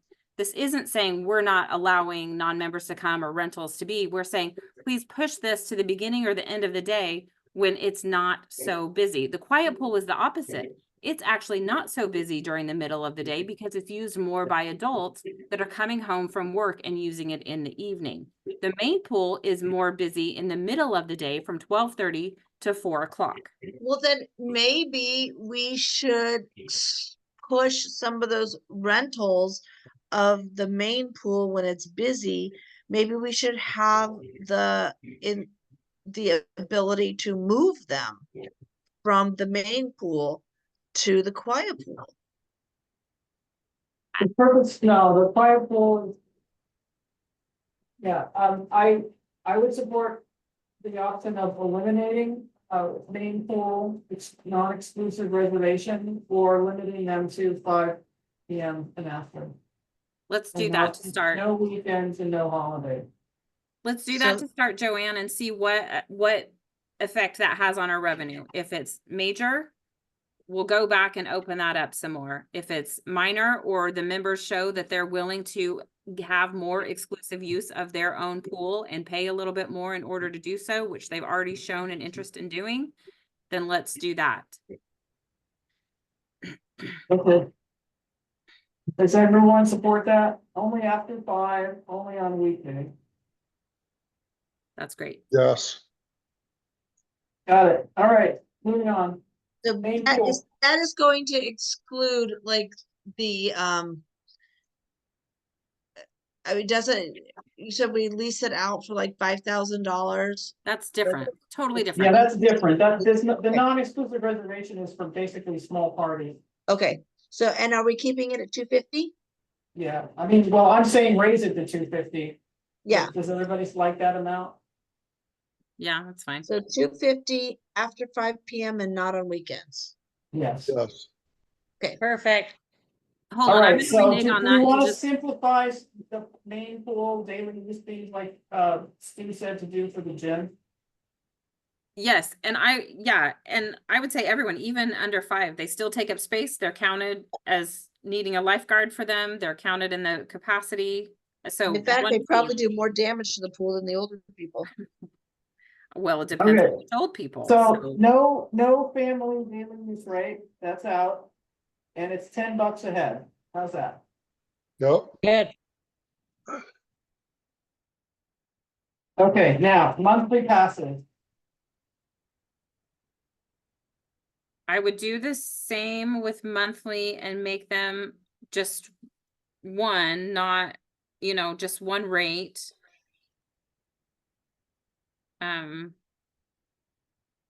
How much did we say we were charging for the fitness center a day? 10? 25 a day or 25 a day. 25 for a month. Why don't we, what if we just got rid of the monthly, just did a season pass? Mm, That would hurt us because of the swim lessons. Oh, Okay. yeah. Okay, And actually, I mean, I don't know. I do know people that from Geneva or whatever, that like they won't do June because school's still in session. They don't get much use, but they will buy maybe a July and August pass. And Okay. have done it for years. So okay. Okay, so. So I think We that's good. should raise that fee. I think Okay, maybe so go we're gonna somewhere in the middle. eliminate the children under 5 or 3. Sounds like no one supports that, so that goes out. Okay, And I would Oh. just charge the same, like we did with the gym, the same, maybe the adult rate, just charge whether it's monthly or season or daily use, charge the 75. same rate. I think it's worth having a child rate because of the swim lessons. So they pay like $100 for 8 lessons. And then they pay an extra 50 for the kid for the month. Okay, so 50 for child, 50 for under 18 and 75 for over. Sounds good to me. And everybody else? Okay, I think you could raise that monthly family membership, 6 people, more than $200 because really We're people are not just gonna have a family We're of gonna get rid of it. 75 person for adults. and You're gonna 50 get for rid of it? children. Yeah. Okay. Because And that's, then for the expensive. season pass, they'll just have to pay the monthly rate, no season pass, how's that? Yeah, that's good. Yeah. Simplify. Hmm. yep, Okay, water aerobics, we didn't have an instructor this year, but I'm not proposing any increase. And then the violations, 25 and 50 seems reasonable. Okay. Any comments on that? Okay, then we have, I'm not sure what The rest is all traffic fines. The contractors we already went through, right? yeah, Traffic Yeah. fines. So let me Yeah. ask, the who, golf fees were suggested by Kevin Leduc, our golf director, and they're comparable to what other people are charging next year, so I Yeah. don't think you should mess around with those. Yeah, Unless I'm not. Stu, you have any Nope. thoughts on those? no, I have thoughts on it and I think they're fine.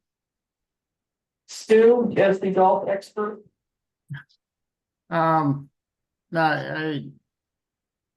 in reality, Sun Valley's golf memberships are probably some of the lowest in the state, so. It's the proposed increase is fine. I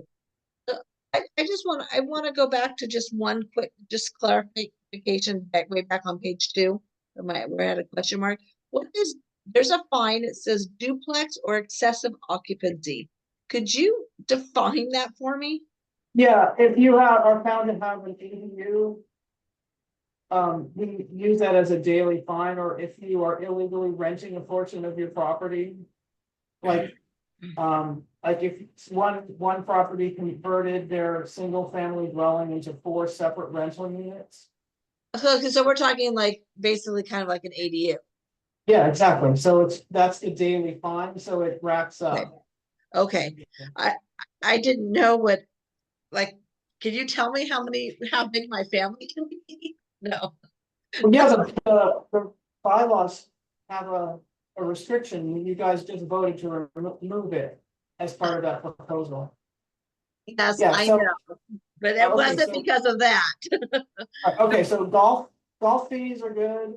Yeah. I have a question on the golf fees, Joanne. Yes, Are the fees you listing here for the daily rate, is that the base rate before dynamic pricing kicks in? Yes, Okay, thank you. Mary? okay, we just kind of skipped over the transfer fee at the very beginning. And the transfer fee was $125 when we moved here 10 years ago. I think that could be raised a little bit because it costs, our staff is paid a lot more than they were 10 years ago. And I think that transfer fee could be $200. Joel, do you have any thoughts on that? Joel, are you still here? Yes, he's still here. 'Cause you have to Well- send out coupon books. put No, everything. I'm talking about the transfer fee when you purchase your property here. Yeah, that's what I'm saying. When you sell your property in March, this valley has to print up and mail out new coupon books to the new owner, put all their information in the system. So there's a cost to that. So do you It guys is, and it actually costs do more than $125. That's what I'm gonna say. Do you guys think the labor to do all that, Joanne, is less than $125? It was Well- 10 years ago. Well, Well- I mean, the only thing about this fee is this fee's like a little touchy, like the attorney I remember back said that this fee, $125 seemed reasonable. That was like a few years ago when he was talking. Actually, it was just a couple years That was ago. 10 years ago. Well, I mean, like this was a couple years ago when he was giving his opinion on that $125 fee at that time. So Right, he said if it was significantly higher than the cost, so wouldn't it be time to reassess the cost? Like how many Yes. hours Raise it are to spent, 150. how many man hours to process a new owner? I'd have to ask Gil to see how much time it takes him to do that. And then times Well, his current hourly rate. And setting up for their dues and setting up for And all those printing- things and Yeah, issuing passes for the pool and the this and the that. yeah. Like, Printing new it's gotta coupon cost books. more than $125. Yeah. I don't think, I mean, clear, like, since, so that opinion was rendered in 2021. Again, with the inflation, we've had probably approximately 20% inflation. I think this is one that you could safely just inflate. Alternately, you could use our real wage increase instead of just general inflation, because you should know how much our wages have increased since 2020 or when this was implemented, and you could just implement a wage increase, like to reflect what our real wage increase has been over that time. But probably somewhere in the 20% range would not be out of line, which is more than, it would be less than 200%, but it's a start until you at least maybe look into that and see how many hours I it's think taking. you How just much did do the those book. little cards cost to print and get people's pictures on them and stuff? The cards themselves are like $8 to $10, I think. I mean, it seems like Yeah. maybe we should be safe with like 150. 150? Yeah. Okay. I'd say minimum. Yeah. And we already, the board already approved the lien filing fees and all that stuff, so. Okay, 150. Awesome. Okay. Joanne wants to go home. Mm-hmm. Okay, that was my last Okay. comment. So there's the architectural control fees, those are already adjusted. Those There's are no- already done, yeah. Trespassing on the golf course and marina, these are already at a good level, I think. We have no way of enforcing these traffic things, so I'm leaving them. I don't. Yeah, They're not how can we, enforceable. how can we enforce those? You Who? can't, it's impossible. Wait, we really Unless we spend a cannot. lot of money to buy a camera with a speed gun on it. So why do And we even have them No. in there? I would leave them, I wouldn't take them out, but I'm not concerned about them. Okay, We yeah, have these, me either. proposing increases or changes. These miscellaneous violations, some of them were addressed as part of ACC. Yeah, Others are just standard, like. They're tickets essentially, and that's Yeah. fine. So. They're done. Unless Done. anyone All else right. has any ideas on them. Woohoo. we can't be done because now I lost my agenda. I was writing everything on. That was the last thing. That was it. Okay, no, here it is. Okay. Move to adjourn. Okay, so Do we need to have a recommendation for the fine scheduled for Joanne to take to the board? Yeah, so Joanne, the motion would be something like, move that the finance committee recommended the board of directors that the fines and fees schedule with the edits suggested in the discussion be approved by the board. okay, I move to make the motion just as Joanne said it. Second. We do that? I'll reread it. I'll listen to it. So I will just make the motion that the finance committee recommends to the board of director to approve the fines as discussed and modified by the finance committee and presented to them in the board meeting. All those in favor? Second, Okay, yes. that all unanimous? Okay, then I was meeting is adjourned at 9:50. 9:48. Oh, Thanks so much, everyone. thank you. Thank you Thanks, all for Joanne, for coming. all your work. This is so exciting to have a full, almost full committee here. It was. Thank Yeah. you. Okay, you guys take care. Thanks, you too. Bye-bye. Yeah, thank you, you too.